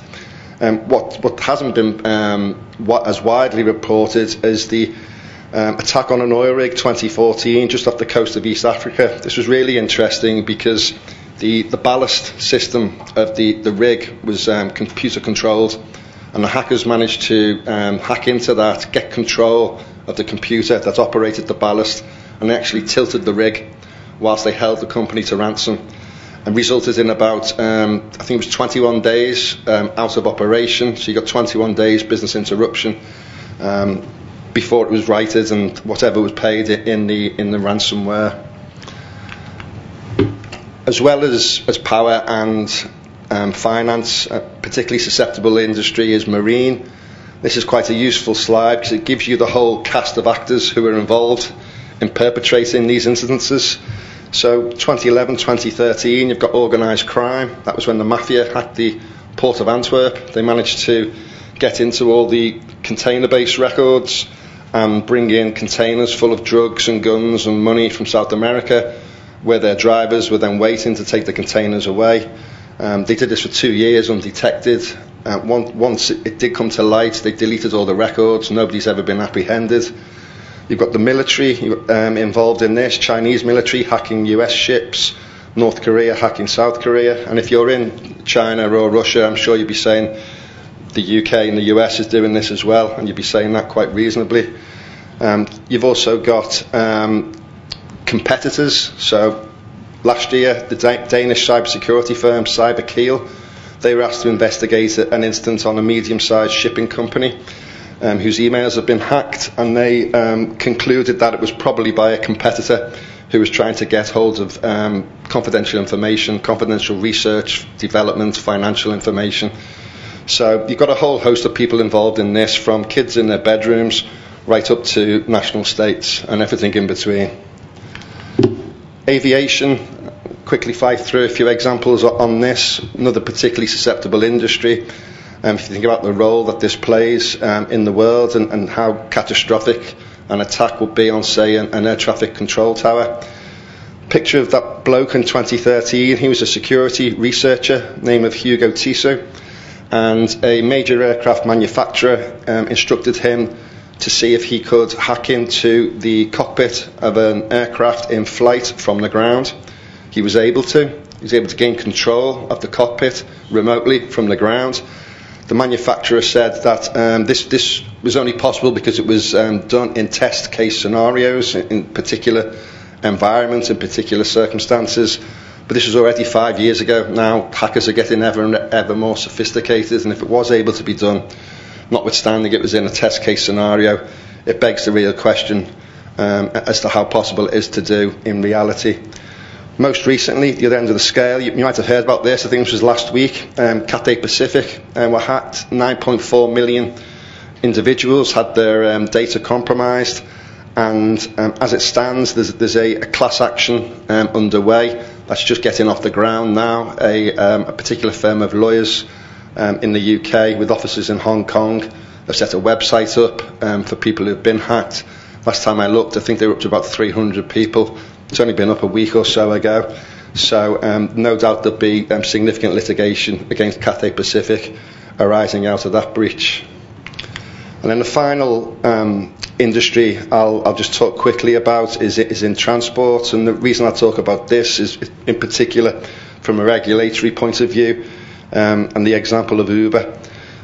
Uber were hacked 2016, and I think the figures are about 600 million customers and 50 million drivers' details were compromised.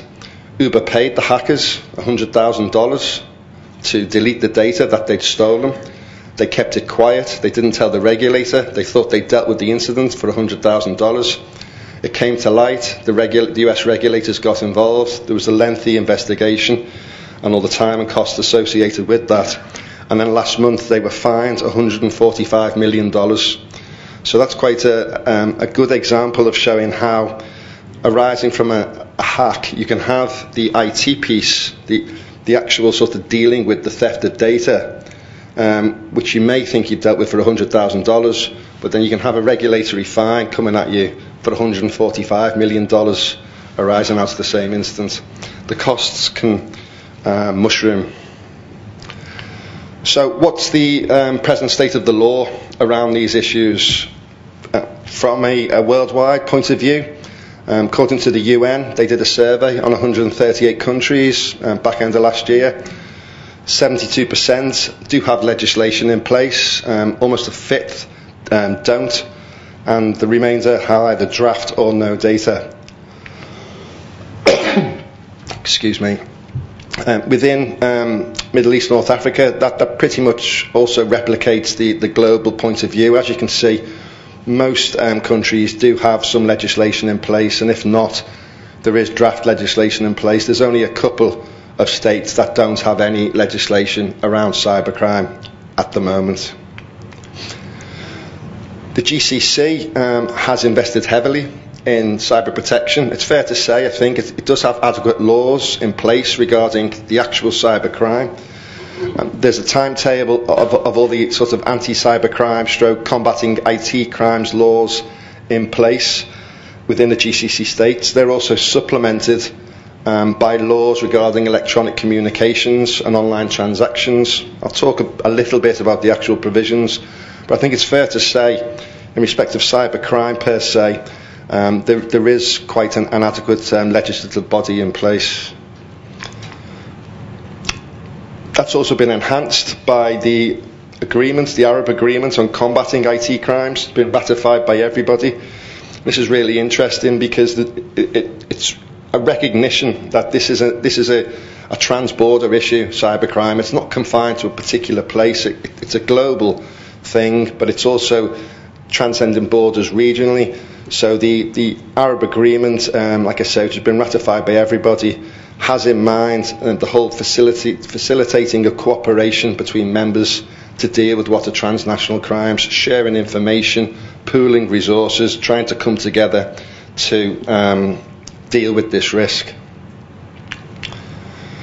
Drilling down into the UAE, what's the law in respect to cybercrime here? The starting point is within the Constitution, whereby it's recognised that the right to secrecy and the freedom of correspondence is enshrined in accordance with the law. So that's the sort of starting point recognition.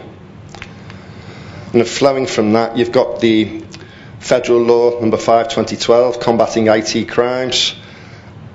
Pretty much what I'd expect, really. So within Articles 2 to 5, it's a crime to enter an electronic site or a system without permission.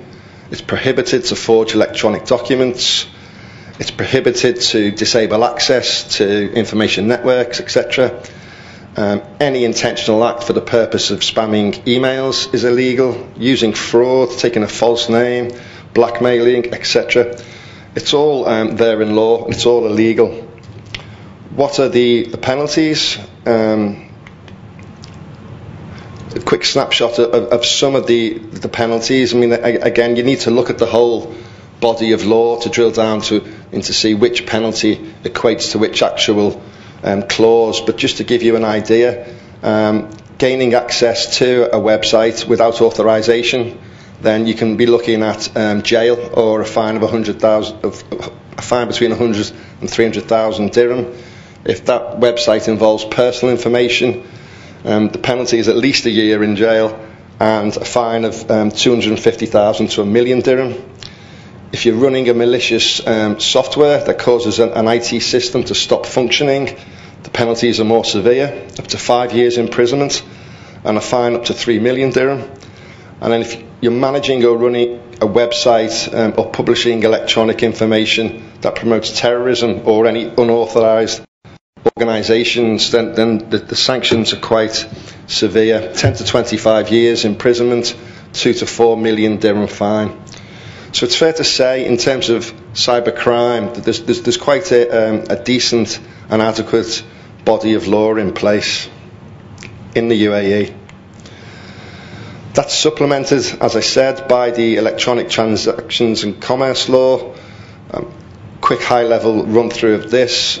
Within that law, the criminal liabilities are imposed upon people for the false electronic authentication of certificates, and there's a positive obligation for those who use such electronic records to have security procedures in place. The penalties for breach are much less lower than the criminal law, 6 months and or a fine of 100,000 dirham. But it supplements the actual IT crimes law. So what's the position on data protection? Well, it's quite different actually to cybercrime. And even though sort of breach of data is all wrapped up within cybercrime, quite helpful for the purposes of this, and when you're reading around some of these issues to separate them out into two different things, an actual sort of cybercrime hack on a computer, and then the theft of data and the protection of data. So as you can see, there are much fewer countries worldwide that have legislation in place, specific data protection and privacy legislation. Broadly the same number that have no legislation at all. And again, that's pretty much replicated in the region. There is much less legislation in place around data protection than there is cybercrime. And what I'd also stress there actually, although that purple arrow ticks that there is legislation in place, that doesn't mean there is a specific Data Protection Act in place. It just means, as I'll come on to explain, that there are various provisions in various rules and regulations that are geared towards the protection of data. And Qatar has a specific data protection law, 2015, as does Morocco. But in the UAE, which I'll come on to now, there's no federal-wide specific data protection law yet. So what is the position on the protection of data here? Well, under the Penal Code,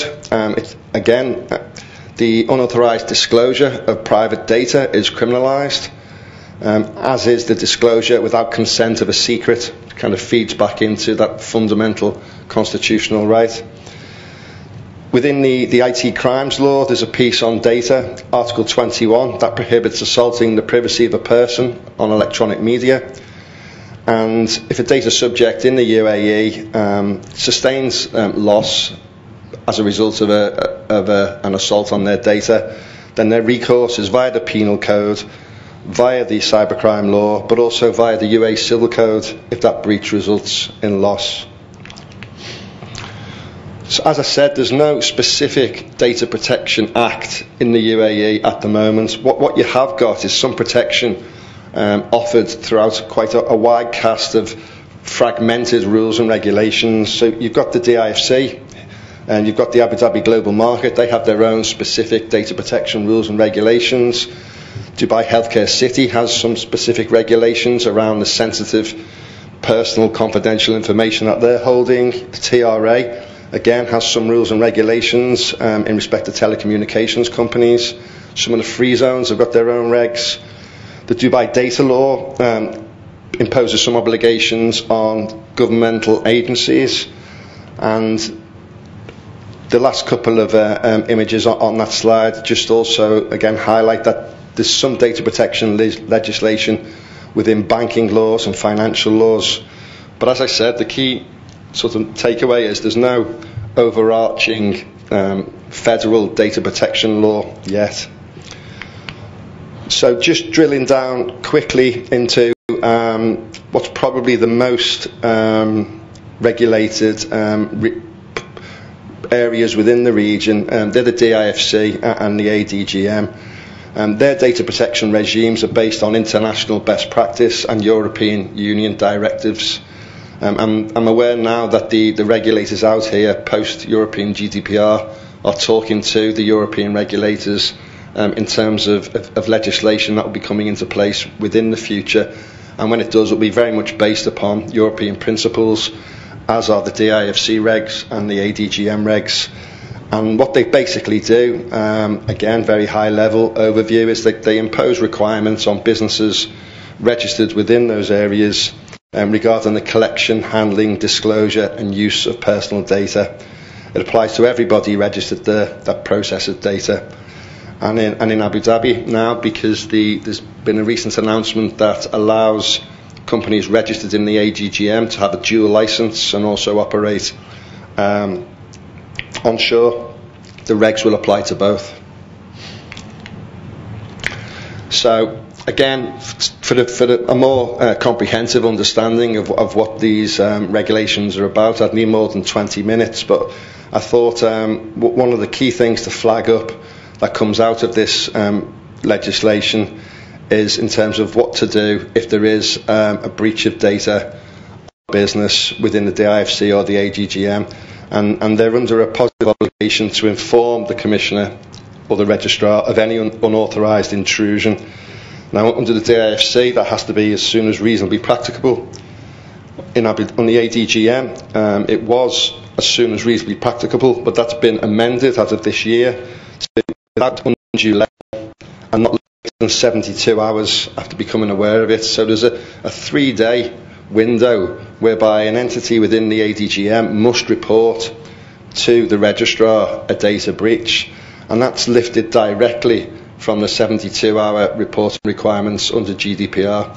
So you can see how the legislation, the regulations out here are evolving in accordance with European principles, and they're only going to get more and more like that quite quickly as we go forward. What should a notification report include? Circumstances of the breach, what data has been involved, what actions being taken to mitigate the risks. Do the data subjects know that their data has been compromised? Has anybody else been informed? What advice can you give on protection? Is it possible to set up a helpline or a web page? And can you ensure that no further breach is going to manifest? That's pretty much what needs to be reported within 72 hours if there's a breach within the ADGM, and it will be the same in the DIFC, and it will be the same onshore in the not too distant future. So worth just a quick slide on GDPR, given that that's the kind of gold standard in data protection globally as we speak, and it does reach out and have an impact on the Middle East, and because we can expect to see legislation here in the future that'll be very much based upon this. And the philosophy behind it, in recognition of the value of data and the power of data. I read recently, I think it was in The Economist, a very neat sentence that said data is the new oil, given the value and power of it. But in recognition of that, the European countries saw the need to give power and control of personal data back to the individual. And that's what this legislation is all about, which has done away with 28 countries' separate data protection acts, put it all into one place. The definition of personal data has been widened very much, so as well as your name, your address, your email, you're into internet provider addresses and a whole load of financial, genetic, cultural, social information.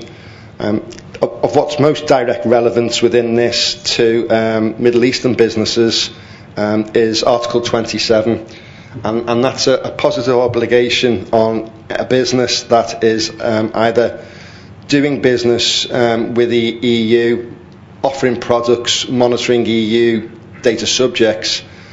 If so, you need to appoint a representative within the European Union. And if not, expect to be sanctioned accordingly. Very, very high standards of compliance.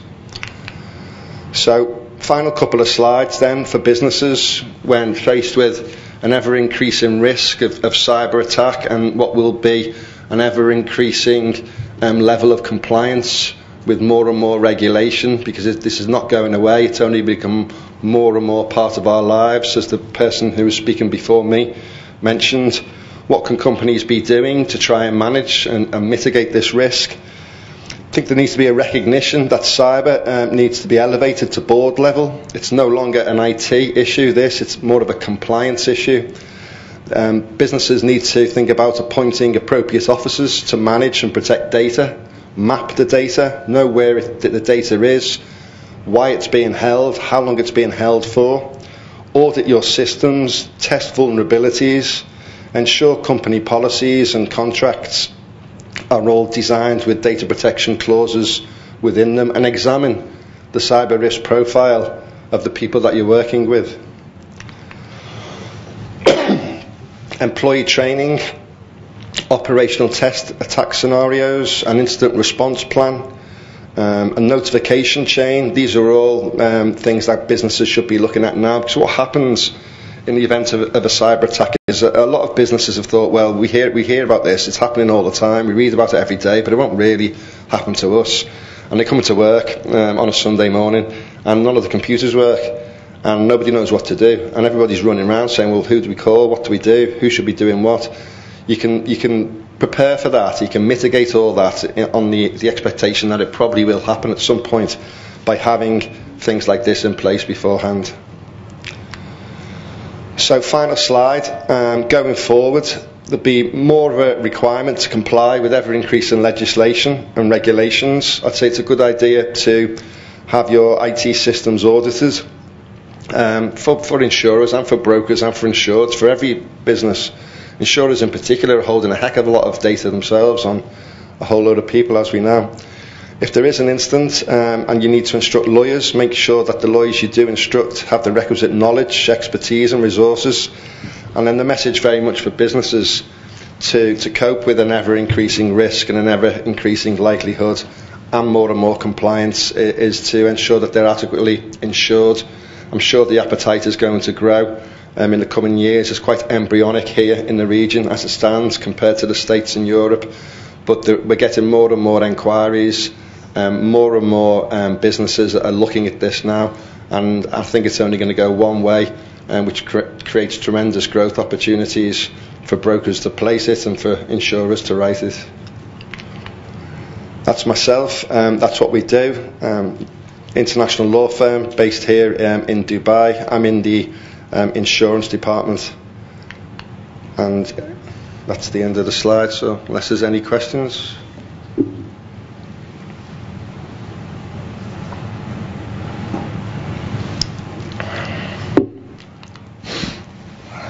Hi, Justin. Hello. I'm not sure if it's directly relevant to you as a lawyer, but when you take on a cyber risk insurance, is that on indemnity basis or is it on a fixed payout in case of an incident? Well, if we act for insurers largely, and insurers who write cyber, and there are two sides to that. There's a pre-breach side and a post-breach side. Now, for an insurer, it's useful, particularly if you've got a business that's very aware of this issue, to have had its systems analysed beforehand and to see where the vulnerabilities are, etc.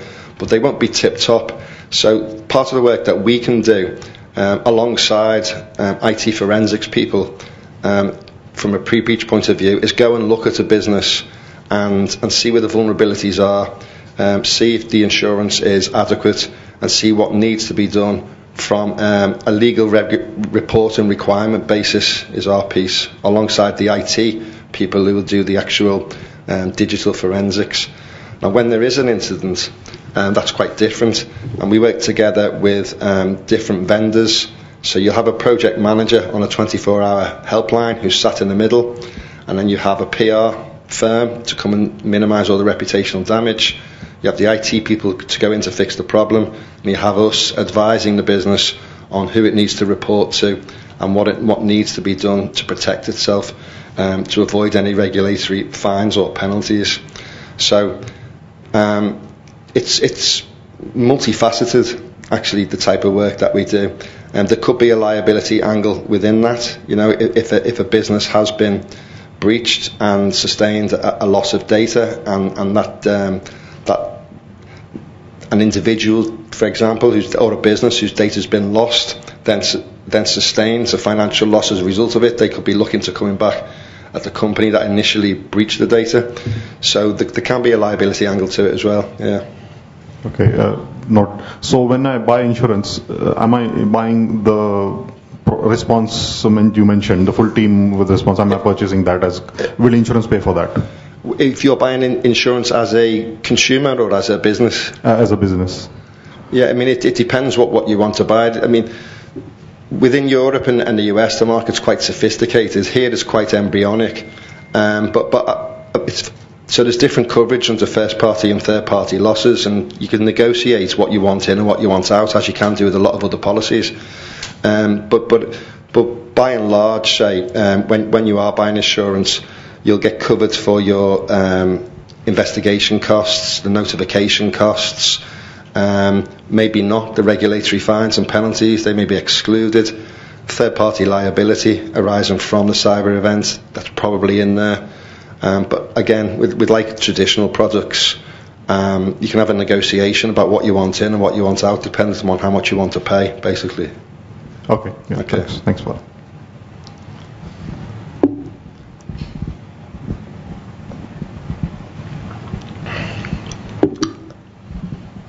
Hi, Justin. It Hello. was a very good presentation. This is Meena from GAC. I just wanted to ask you, have you had any local experience with the regulatory authorities with regards to any cybercrime? I mean, how difficult is it to dealing with the regulatory, with any of the local companies? Have you been dealing with anything, with any cybercrime issues for local companies? Yes, I think there's two pieces to that question. One is, have we been... Yeah, I assumed it was as a law firm, yeah. I think there are two aspects to that question. One is, have we been dealing with any incidences of cybercrime out here? And two is, have we dealt with the regulatory authorities? So answering the first part, yes. The incidences that we see mainly come out of what's called a fake president's email. So you've got company A doing business with company B, and then somebody hacks into company A and requests payment to a false bank account. The email looks very, very sophisticated, looks exactly the same as the genuine email. There might just be a little letter or two out. Company A then pays the amount. We dealt with one not so long ago, $10 million, got sent to a bank. It then gets dissipated very, very quickly. Company B then says to Company A, where's my money? You haven't paid me. Company A says, we paid you last week. Company B says, I haven't got the money. We've had 3 or 4 cases of that over the last sort of 6 to 12 months. In terms of dealing with the regulators, yes, also because of the reporting requirements that are in place across those different laws that I mentioned to you, and I think it's fair to say that those dealings are representative of how it is dealing with all bureaucracy and administration within the region. It's an extension of the infrastructure that we live in, really.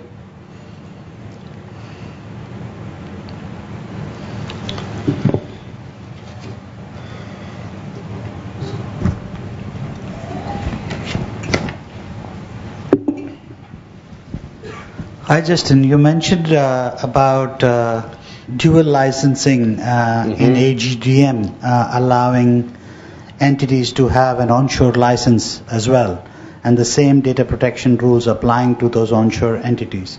Could you elaborate on this dual licensing? And also, how wouldn't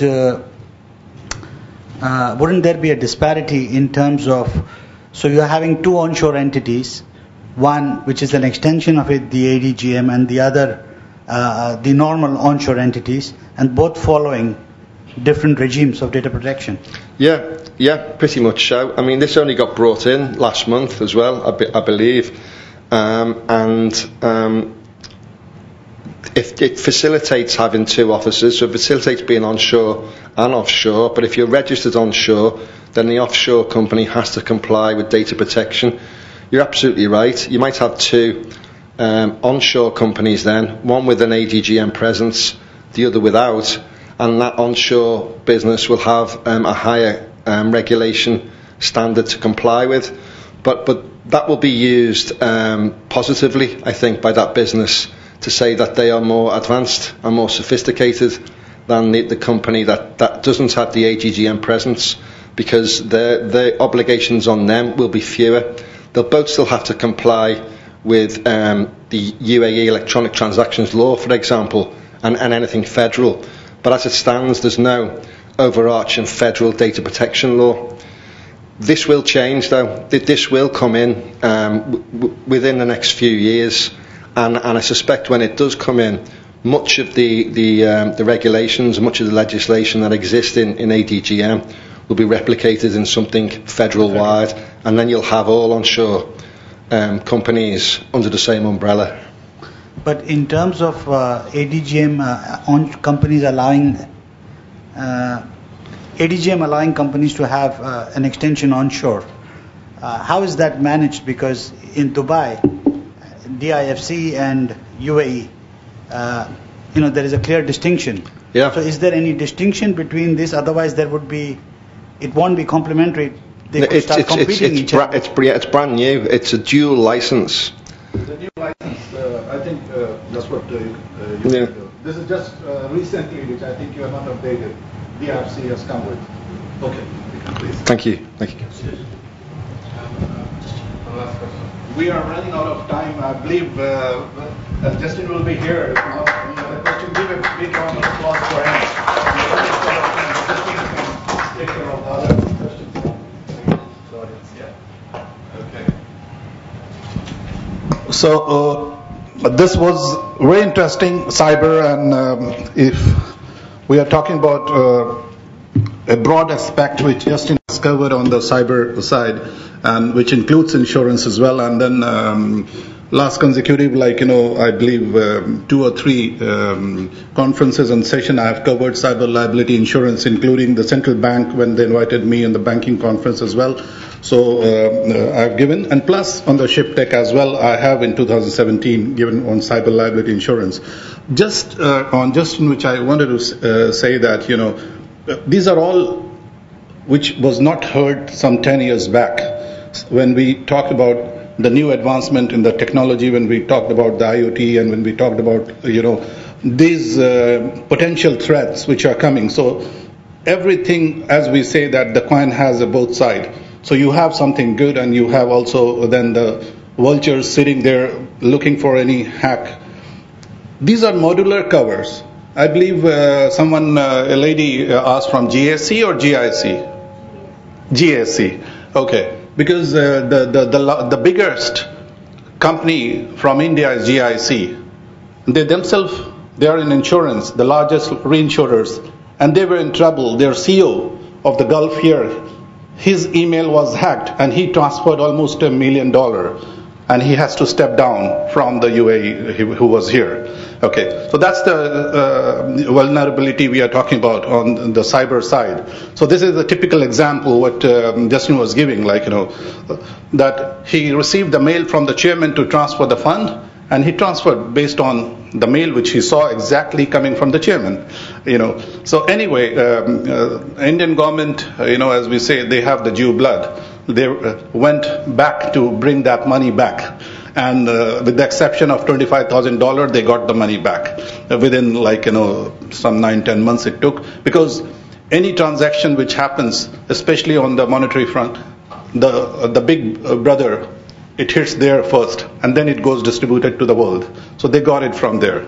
Thank you very much. Now I'm going to invite my second speaker, which is Captain Deepak Singh from Aries Group. And Captain Deepak Singh, maybe you have heard him before as well. And he's a master mariner by qualification. After acquiring sailing experience, an ocean-going cargo vessel and offshore support vessel serving the offshore oil and gas industry, he quit sailing in 2007. And he has been working in the UAE as marine consultant and principal surveyor with leading MWS firms like LOC, Noble Denton, DNVGL. Since 2015, he joined the Aries Group as Chief Operating Officer. And for the survey division, he has been involved in several heavy lift loadouts and transportation over the last 10 years, with the heaviest being the 13,500 metric tons. He has also approved several high-value ocean-to-wages of MODs and FPSOs. He also an accredited inspector with the OVID program from OCIMF. So give a big round of applause for him. And his topic, which he's going to cover, is planning marine warranty surveys. So let's see how is the planning and marine warranty survey. Thank you.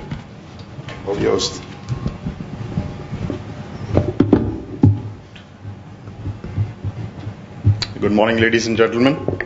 Can you hear me? Yeah. Happy Diwali to all of you too.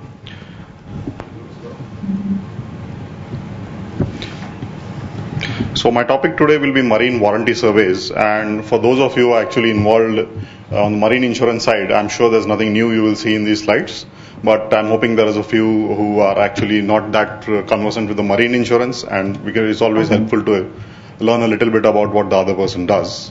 Also in the past I've seen that it helps me to see the insurers and put our point of view as surveyors on what we face in the marine warranty survey services that we provide.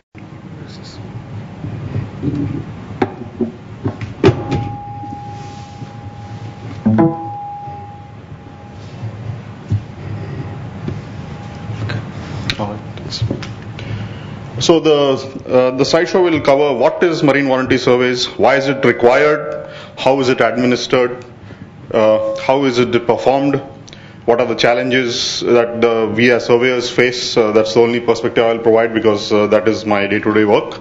I'm sure the insurers will have their own perspective in terms of the challenges, and then what is the further outlook for this industry in the future. Warranty, in its simplest terms, is a promise made by one party to another party on something that will be done or will not be done. It's very much like when we leave our children alone at home, we will say, you will not open the door, and if you do, then there will be consequences. So it's similar in the marine, only the consequences are much more in case you breach a warranty. Warranty is a very important clause, and I think it was covered in earlier Muzaffar's slide. There's implied warranties, there's express warranties, so I won't go more into detail in some later slides then. So I've specifically made this presentation with respect to the warranty provided for offshore construction policies in the UAE. Those are one of the most, in terms of warranty requirements, they are very strenuous. So it's a good example to start. Normally warranty will involve three parties. There will be the assured, who basically is going to perform any job which he wants insurance cover for. Then there will be an underwriter. Interestingly, I was in London a couple of weeks back for marketing, and I just learned why underwriters are called underwriters. So I'm sure you all being in insurance, is it very common? Is everybody ever why an underwriter is called underwriter? Sashi? I'll just make a short story there then. In the earlier days when insurance was very, very nascent stage, and I think marine insurance was the first which started off in London, when the policy was written, the terms were there. Below the policy, the person who was insuring it, he used to write his name as a signature, and of course what amount of coverage he would provide for that policy. So see, because he used to write below the policy, and they would be called underwriters because they underwrote the policy. So this was denoted to be one of the Lloyd's guys. I found it very interesting. So the signature go up, now they're up and right. Well, I think right now, as far as the Lloyd's works, there is no signature as such. There is no policy as such. It's all cyber. And it's interesting how the technology has changed, because unless you don't want a physical policy, there is no physical policy nowadays in the Lloyd's. It is all in some cyber society somewhere. Only when there's a claim they pull it all out. It has been changed to overwriting. Overwriting. From underwriting has gone to overwriter. All right. So as I said, there's an assured who wants to do something, then the underwriter comes. They both agree on the terms of the policy, what is going to be covered under what policy, under what terms and conditions. And then, of course, each one goes back to his own office to do his own daily task and get new candidates. And there is where the surveyor comes in. The surveyor is the third leg of the marine warranty services. He is an independent third party who has been assigned to make sure that the warranty in the policies are executed properly. There is no breach of warranty. So who can appoint the surveyor? The surveyor can be appointed by the assured, and he can also be appointed by the underwriter. It works both ways, and it just depends on which is more comfortable. Of course, they need to be comfortable with whoever is with the surveyor, both parties. Now, there's a lot of times when we go on the field and they ask us, so are you representing insurance? Are you representing the assured? And the answer to that is no. The surveyor actually does not represent, in the sense he has no executive authority either to bind the assured or to bind the insured, the underwriter, with any of the terms that he's mentioning. He's an experienced third party brought in only solely for his experience and his subject matter knowledge on that subject. So sometimes when we go, you go for a small claim, and then the owner asks, okay, fine, you've seen everything, so will our money be paid out tomorrow? So what a lot of the consumers need to realize is that he is not working for the insurance company. He has no authority in the insurance company to either disburse the claim or approve or reject the claim. He is going to provide his report to the underwriter, and the underwriter will decide that. Why is MWS required? Most of the times in a normal routine operations, you will not see any warranty clauses, because like containers are shipped normally, pallets are shipped normally, and there's no warranty on them. But warranty specifically comes up in very complex operations. The photograph you see there, it's a very interesting one. This top side is the one that Mr. Aftab mentioned. It's a 13,500 ton top side, and it is, believe it or not, it is sitting on a barge. There is a sponson to the barge, which is a fixed sponson, and then there is a floating barge which is on hinges, which can be removed. And the whole contraption is sitting on the deck of a semi-sub. It is still immersed, so you cannot really see the whole semi-sub there. But this was then transported to off Canada somewhere. So when you have a complex operation of this size, then normally you will require a lot of warranty in place, because the insurers, they are not subject matter experts in the operation. They are not there to keep day-to-day tabs on how the operations are proceeding. They obviously want to keep themselves safe, so they put in a warranty that all the marine critical operations need to be warranted by XYZ third parties. And I think this is, again, when I mentioned earlier regarding the health insurance, in the health insurance, even if you yourself are managing your health, you don't get any benefits. But in the insurance industry, in marine warranty, it definitely helps, because the insurance the premium can be lowered down if you are agreeing to let a warranty surveyor come and look at all your operations. Harsh environment, most of the offshore energy is in very, very harsh environments globally. It's only in the Middle East that we are blessed and we don't have a really harsh environment in this region. But a lot of the operations still need to follow guidelines which are made for worst criteria, and it is necessary that we make sure that the operations are managed within the environmental criteria. Multiple disciplines involved. Most of the offshore operations, again, they have a marine aspect to it. They might have a diving aspect. They might have engineering to it. There might be multiple skill sets involved, and they may not all actually work in harmony together. So it is necessary for this such operations to have an overview of somebody who actually understands the work. Simultaneous operations, again, when multiple fields are involved, like in a diving operation, there is a topside lift going on, there is a diver down in the water, there is also some supply side activity going on the other side. One operation can have a huge impact on another operation. And there have been several maritime cases where vessels, imagine a rig working with a diving vessel on one side with a diver down in the water, and on the other side a supply operation with a normal AHT tug. And all of a sudden the tug loses power and she hits the rig.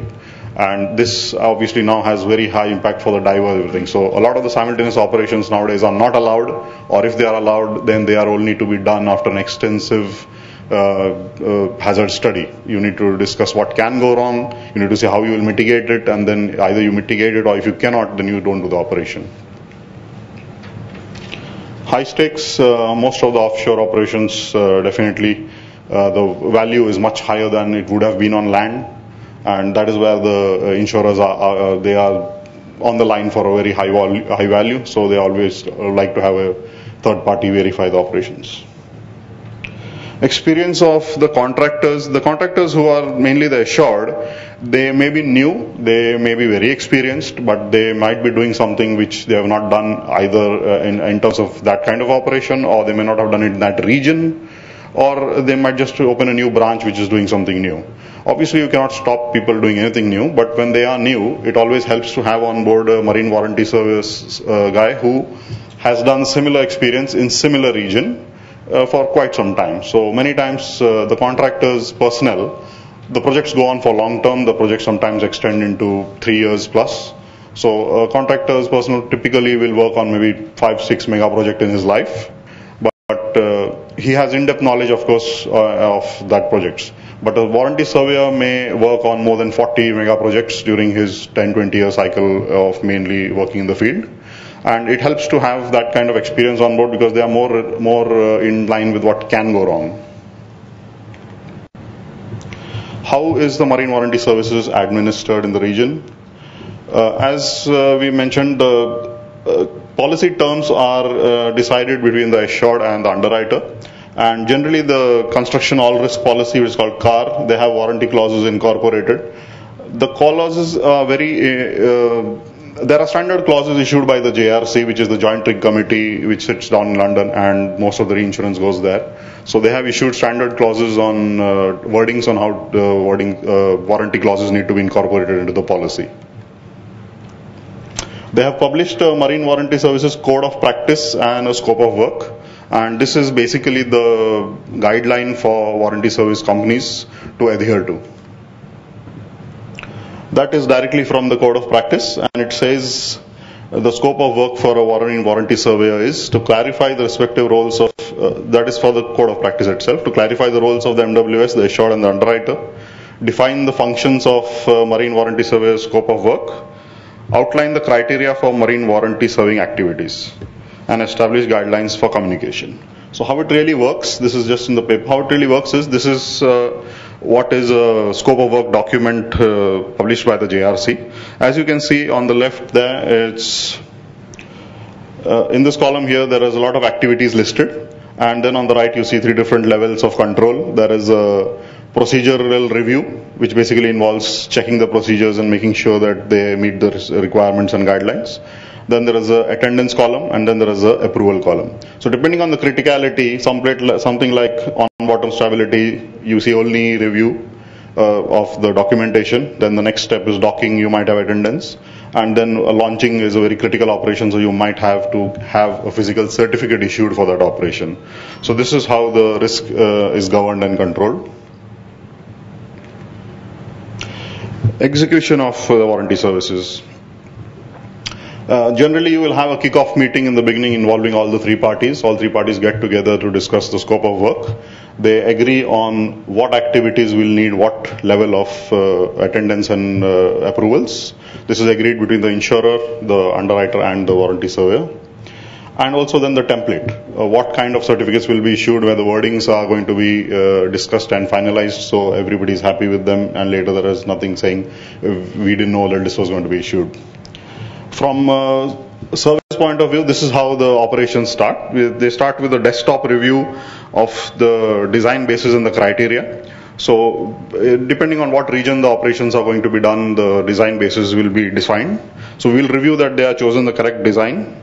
We will review the engineering procedures that they have proposed for that particular operation, and then we will issue what we call a review letter stating what all needs to be further addressed or if it is approved. At the same time, you might have parallelly attendance on site starting. Generally, the attendance on site covers the complete marine spread which is going to be used on any project that needs to be surveyed and approved for use on that project. And then each and every critical operation needs to be attended and approved. Challenges and hurdles in our system now. Rules versus guidelines. This is an interesting topic when things go wrong, because when things go wrong, the people look into the fine print, and the fine print is many times it is a candy shop for the lawyers, and this is what it says here. The surveyor shall be satisfied. Basically, it should be in accordance with recognized codes of practice, best industry practice. Now you'll appreciate that these terms they can be very broadly interpreted. It all depends on who is reading it from which side of the table. Further, to add to the confusion, you have various guidelines and various, I wouldn't say regulations, because they don't have the blessings of the law to become statute or regulations as such, but their guidelines, what you see on the screen here is one from DNV. It gives you offshore operating guidelines for their meeting their standards. This is a little old now because DNV has now merged with GL, so they've come up with their own single one, but before they had different standards. GL had their own, DNV had their own. ISO has now come out with its own standard of offshore operations, which is basically, they have been making this for a pretty long time, and they are very comprehensive, and they cover almost all the other guidelines together in one book. It's a pretty good one. So it all depends now which guideline you need to follow. So unless you address this during the kickoff meeting, you might end up in a situation where later on there is a problem with the approving documents and things, because the designer or the contractor may be following a different guideline and you may be following different guidelines, and there is slight differences between criteria and values. The challenge, another thing we face in the industry, is guaranteeing competency of the attending surveyors and also from the contractor side for the project managers. Now, competency in this region, it is not a chartered profession, so it is not like you go and ask for, if you go to a doctor or lawyer or accountant, they are qualified and they have certain kind of training and certification to show for that.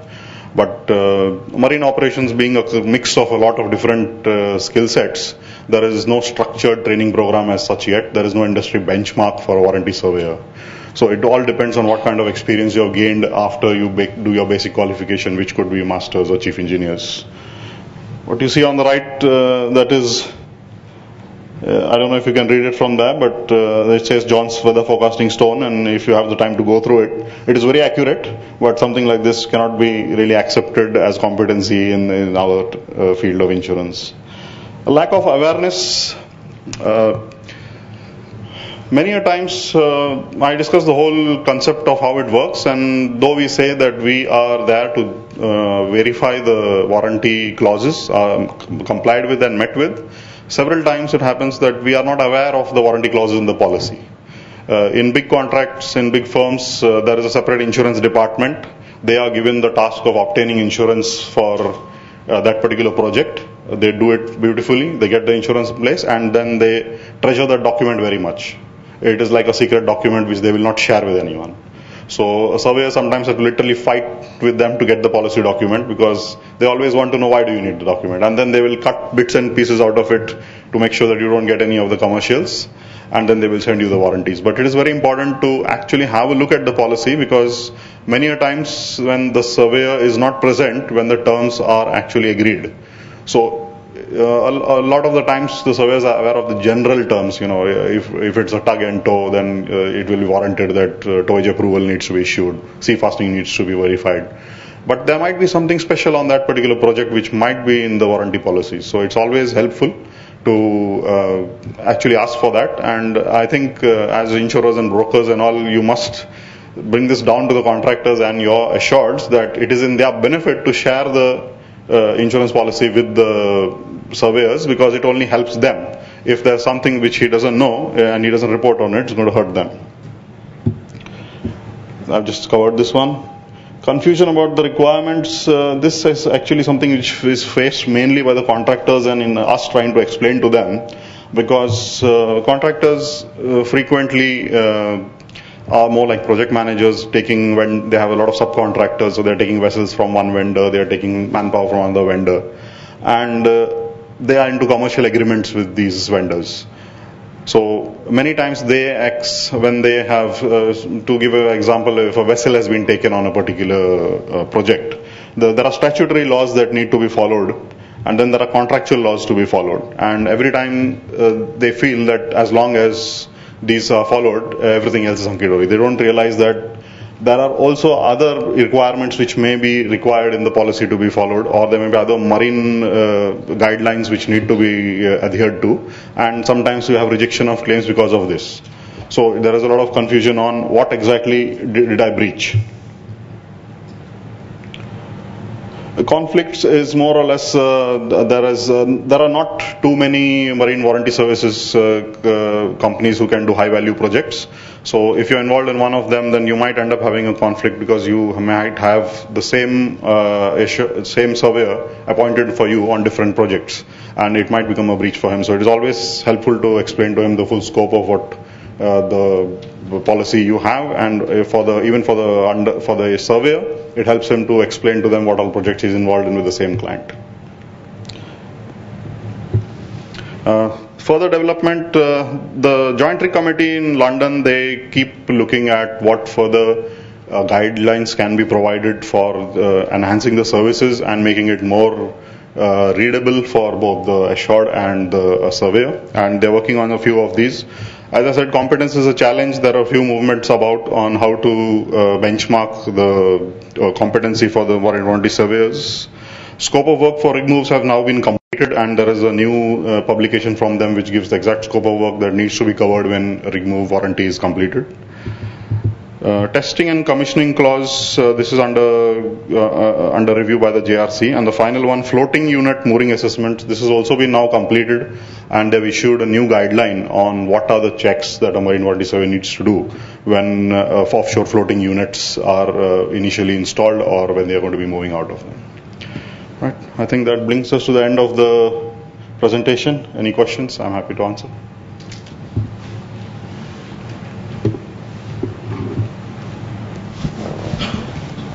In your last slide, you had mentioned testing and commissioning. Testing and commissioning, this is more related to the offshore installations, where the different phases are, like you see, APIC contractor. So when you are completing the construction, then when you have the commissioning phase, then there is a lot of activity where every single item of what you have constructed, maybe it's an offshore platform, maybe it's FPSO. So every single piece of equipment needs to be tested before it's commissioned. And unless you don't test it properly, you may not be covered for eventual warranties. So there is the guideline is going to give more benchmarking to the industry on what needs to be tested at what level. So you can't end up having every small, you can't have a surveyor going and testing every small cock on a FPSO or every small valve. So it gives a broad overview of it will probably break it up into what are the levels of criticality, and then what level of criticality needs what kind of testing. So this kind of benchmarking helps the industry in planning of how this needs to be carried out, how many days it will take, how many resources it will take. Because if without a guideline, a contractor will come up and complete the project and say, well, I've tested everything, it's fine, just accept it. And then the client has to fight with everything, no, I need this, I need this. Then he says, no, this is not in the contract, I won't do that. So whenever you have something issued by a trade industry body like that, it helps them to come to a common ground where they say, this is the accepted practice for testing and commissioning. Apart from this one, you may have been engaged in seabed assessment, especially it is when in oil field areas. So, is there any benchmarking or standard guidelines issued by any regulatory on that part? Yes. There are big companies like Saudi Aramco, ADNOC. They may have their in-house procedure for seabed assessment. So yeah, almost all companies will have their own risk assessment units to check on their own seabed penetration levels. When you're talking about any offshore installation, whether it is mobile or whether it is fixed, before they plan the operation, they need to check the seabed data to check how deep whatever they're planning will penetrate. There are guidelines. There are SNAME, what they call as name. The SNAME has published very specific guidelines on what they call site-specific analysis, and there are multiple ways of doing it. There are some specialized companies which have their own software, so they model the weight, they model the geometry of what is going to be impacting on the seabed. Then they model the seabed data comes from a survey company like Horizon or Fugro or somebody. They will do a coring and sampling, and they will give you how deep this particular unit will penetrate in this particular seabed. So the SNAME is the defining guideline on that. Thank you. Thank you. Thank you, Captain. So here, give a big applause for him for a wonderful presentation. And that reminds me also, when I was involved in one of the projects with Sagar Pragati, when we brought that was, from ONGC rig to Dubai, and with the partnership of Dubai Dry Dock, and we had issues towing the rig. And then this was the history of India, that any sovereign asset which we wanted to float out of India, and whereas it was not provided before that, the bidding, it was saying that you should have your own yard in India. And that was the first time when ONGC chairman, the then chairman, Mr. Sharma used to be, so he has to take a parliament approval for this, So, and I was part of, and as a director with our own company, with the ETS Star, where we ventured out into partnership with Dubai Dry Dock, and we brought them. So it reminds a lot of issues when we were facing with the insurers, we were facing with from the local authority, from the Indian side, from the ONGC, because this is a sovereign asset which is more than $350 million talking about, the rig. So a lot of aspect which I saw that was covered. So thank you very much for giving deep penetration on that particular area. And with this, we go with our. We are short of time. We are running short of time. Nevertheless, I'll try as much as possible to cover that without any break here. So now my next speaker is Mr. Narayan Iyer. And again, in the morning, Muzaffar has given about marine cargo insurance and claims. So he's going to give his own presentation on marine insurance claims handling. And Narayan Iyer is a commerce graduate, holder of Chartered Insurance Professional with Marine Insurance, major awarded by Insurance Institute of Canada, supported by 35 plus years general insurance at various international locations with a specialization in marine cargo and hull and liabilities, sat on the board of Canadian Board of Marine Underwriters as a director, and also represented Canada as a member of Claims and Loss Prevention Committee of International Union of Marine Insurance, Federation of Global Marine Underwriter Association based in Switzerland. Currently is employed as Senior Vice President Claims and Risk Management in all lines at Union Insurance. Prior experience includes senior management position at CAN Canada, one of the 10 largest insurers in USA. Organized many loss prevention seminars in Canada during his association with CBMU. Please give a loud applause for Captain Mr. Iyer. change it whenever. Thank you. You should change it fast when I'm giving. There's no delay. Good morning, ladies and gentlemen. It's a pleasure for me to speak to you, and I thank this organization, ARIS, for giving me an opportunity to present and discuss about marine insurance claims.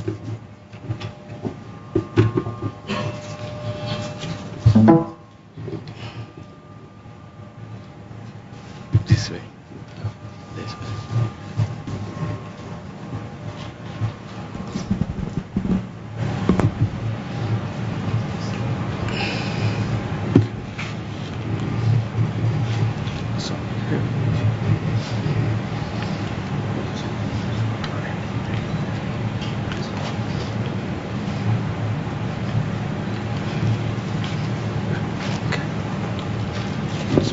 This button.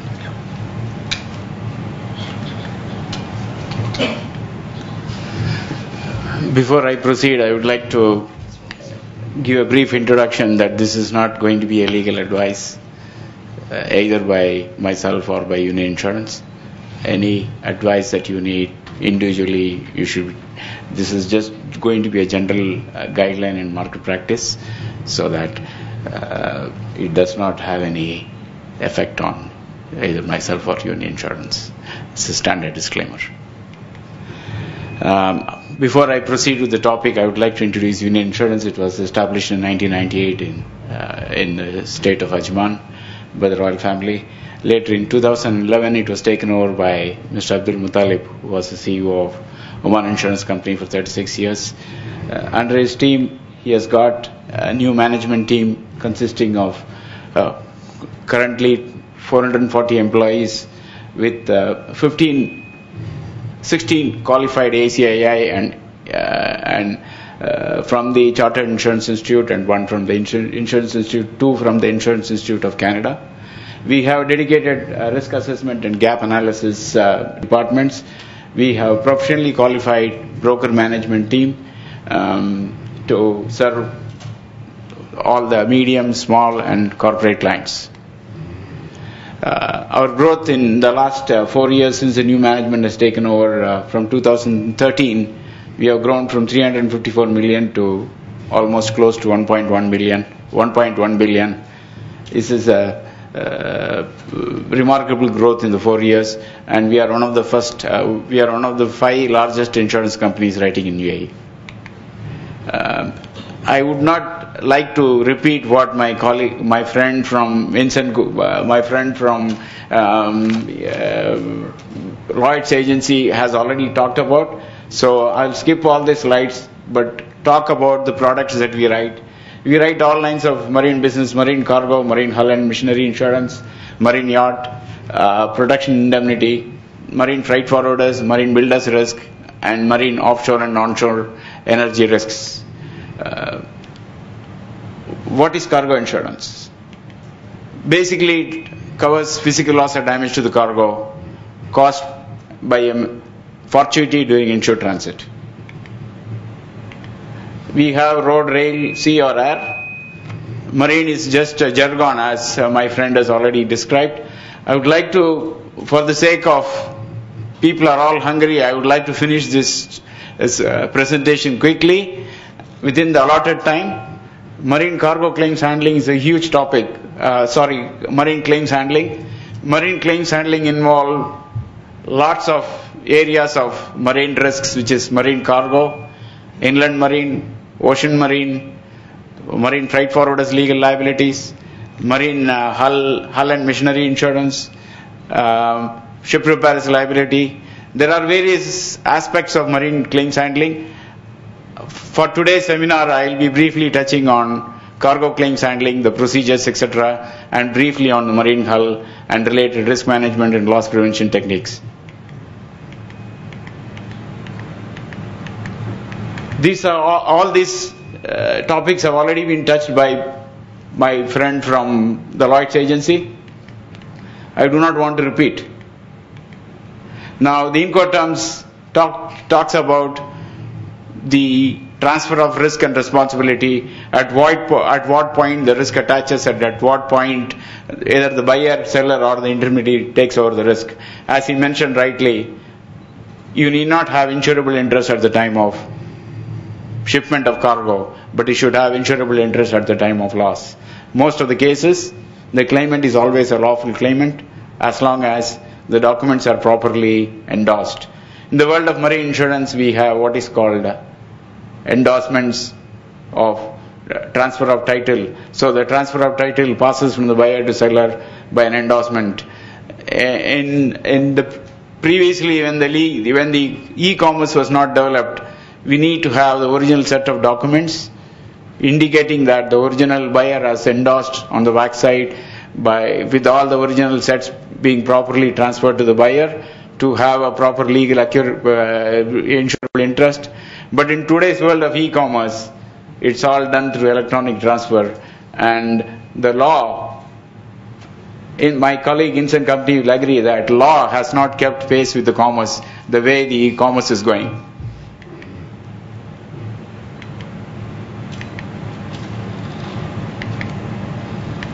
I mean, to give you a simple example of different covers available in the marine cargo policy, insured cargo clauses C, which is the minimum coverage, to insured cargo clauses B, and then the all risk insured cargo clauses A. The difference can be in a simple form that you have a motor insurance policy which has got basic third party cover. It is further expanded to third party fire and theft, and then you have a comprehensive policy. Similar to that, in the world of marine, we have insured cargo clauses A, B, and C, and my friend has already given the enhancement from C to B to A.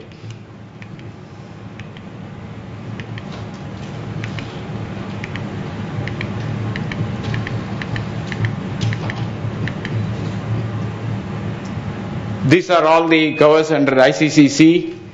As we go into the standard exclusions,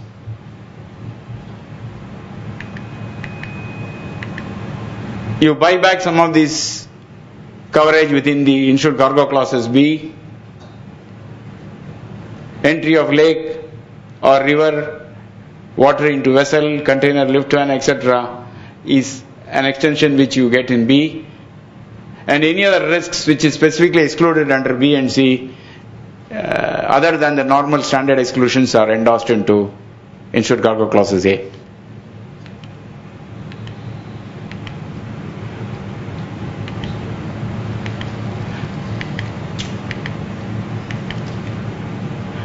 Willful misconduct of the assured cannot be extended under the policy. These are all standard exclusions. Ordinary leakage, loss in weight, volume, or wear and tear cannot be, as is in the case in the non-marine insurance.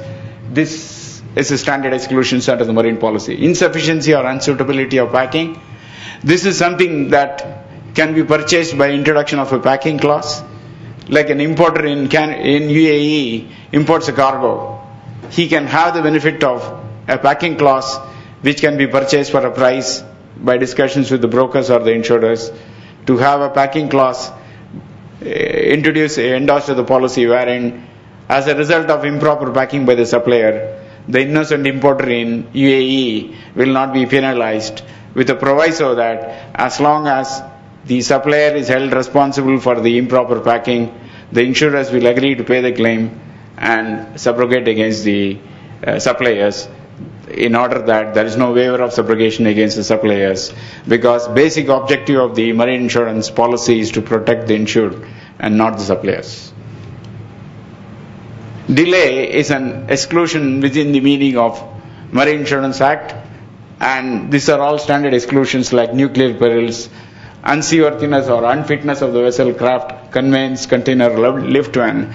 The unseaworthiness of the vessel is an exclusion. However, the seaworthiness admitted clause offers protection to the insured as long as he is not privy to the unseaworthiness of the vessel prior to the commencement of voyage.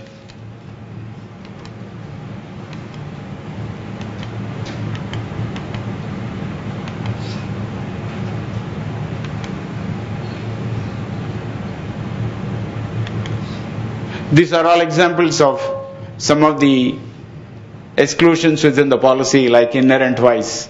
The inherent vice is the nature of the subject matter ensured, that it changes the condition of the cargo by itself without any extraneous peril. Therefore, these are all excluded unless I don't think we will be in a position to write an extension to the marine policy to cover inherent vice.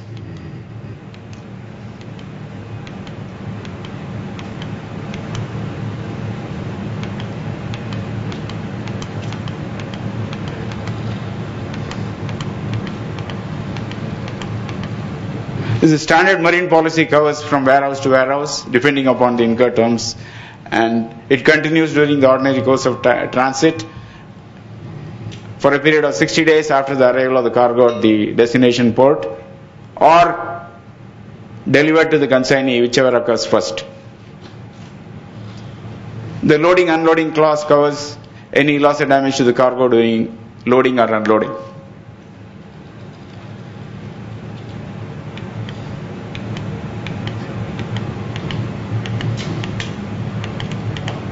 These are all underwriting features on how we underwrite the risks. I would like to skip all this and go straight into the claims.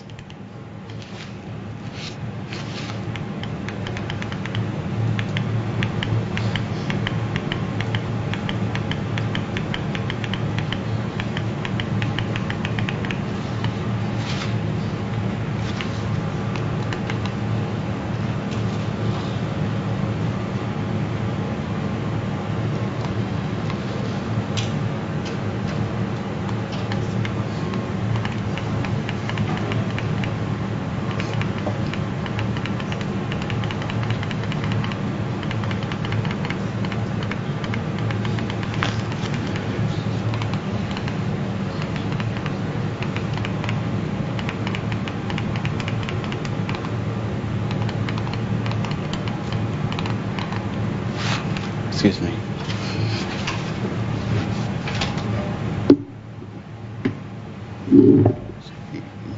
Can I go skip 30 pages and go into the claim straight?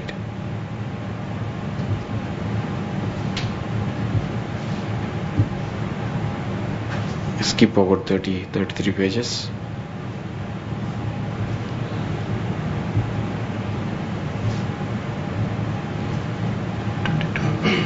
Okay, go further. No, go further. To claims. Go down.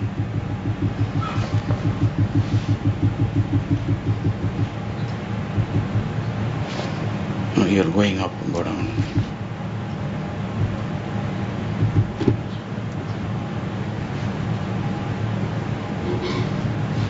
Which page you want? 33. Show me 24. Hmm?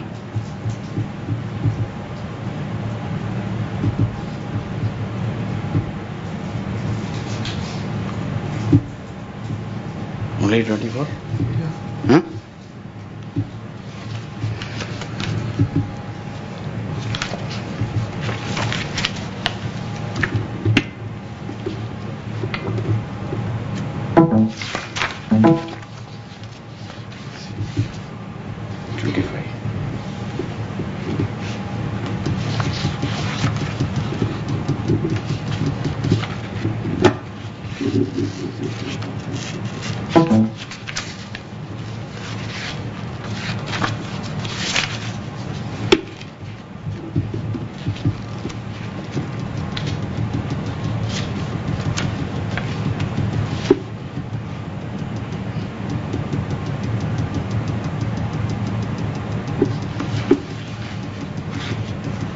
This one?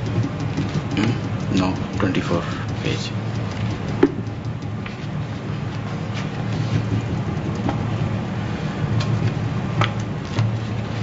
Claims.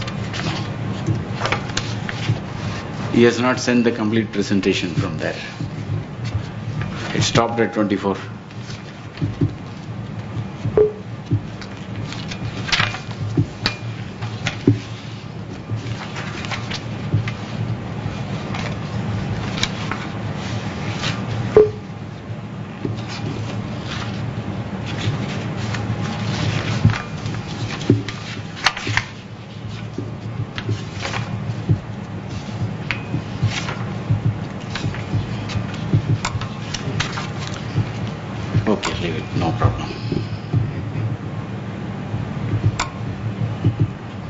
It's not completable.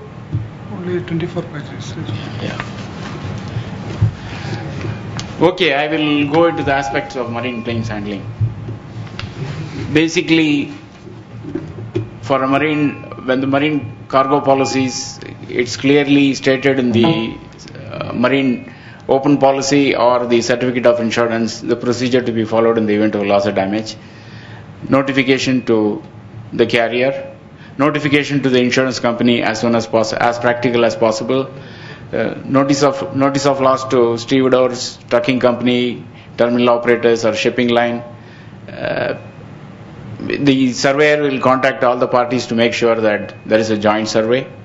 In the event of the loss estimate going more than certain amount, at Union we have the policy that if the loss is more than $250,000, we would like to, if the loss or damage is caused by the shipping line, we would like to request a letter of undertaking or a security from Shipowners P&I Club, failing which we issue a threat of arrest on behalf of the cargo owner, who cooperates, and if necessary we engage the services of a lawyer to ensure that the ship doesn't leave the port.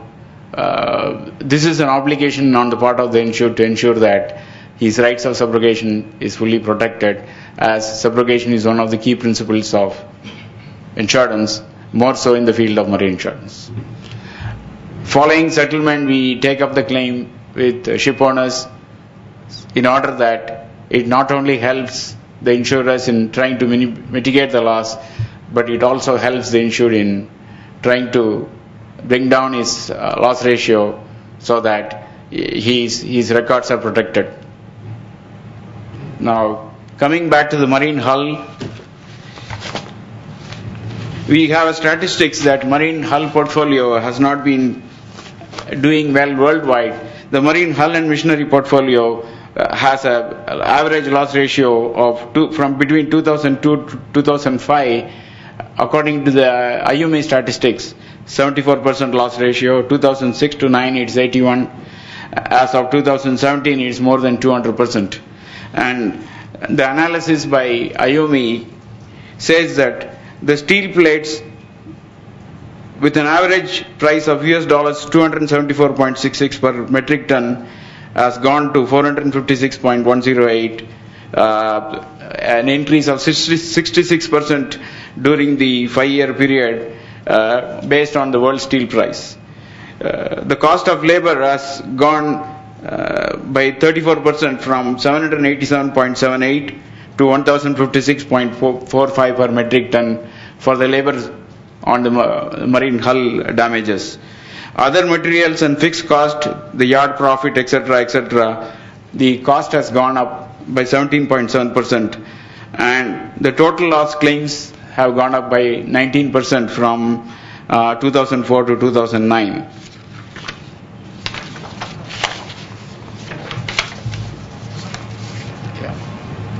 Yeah.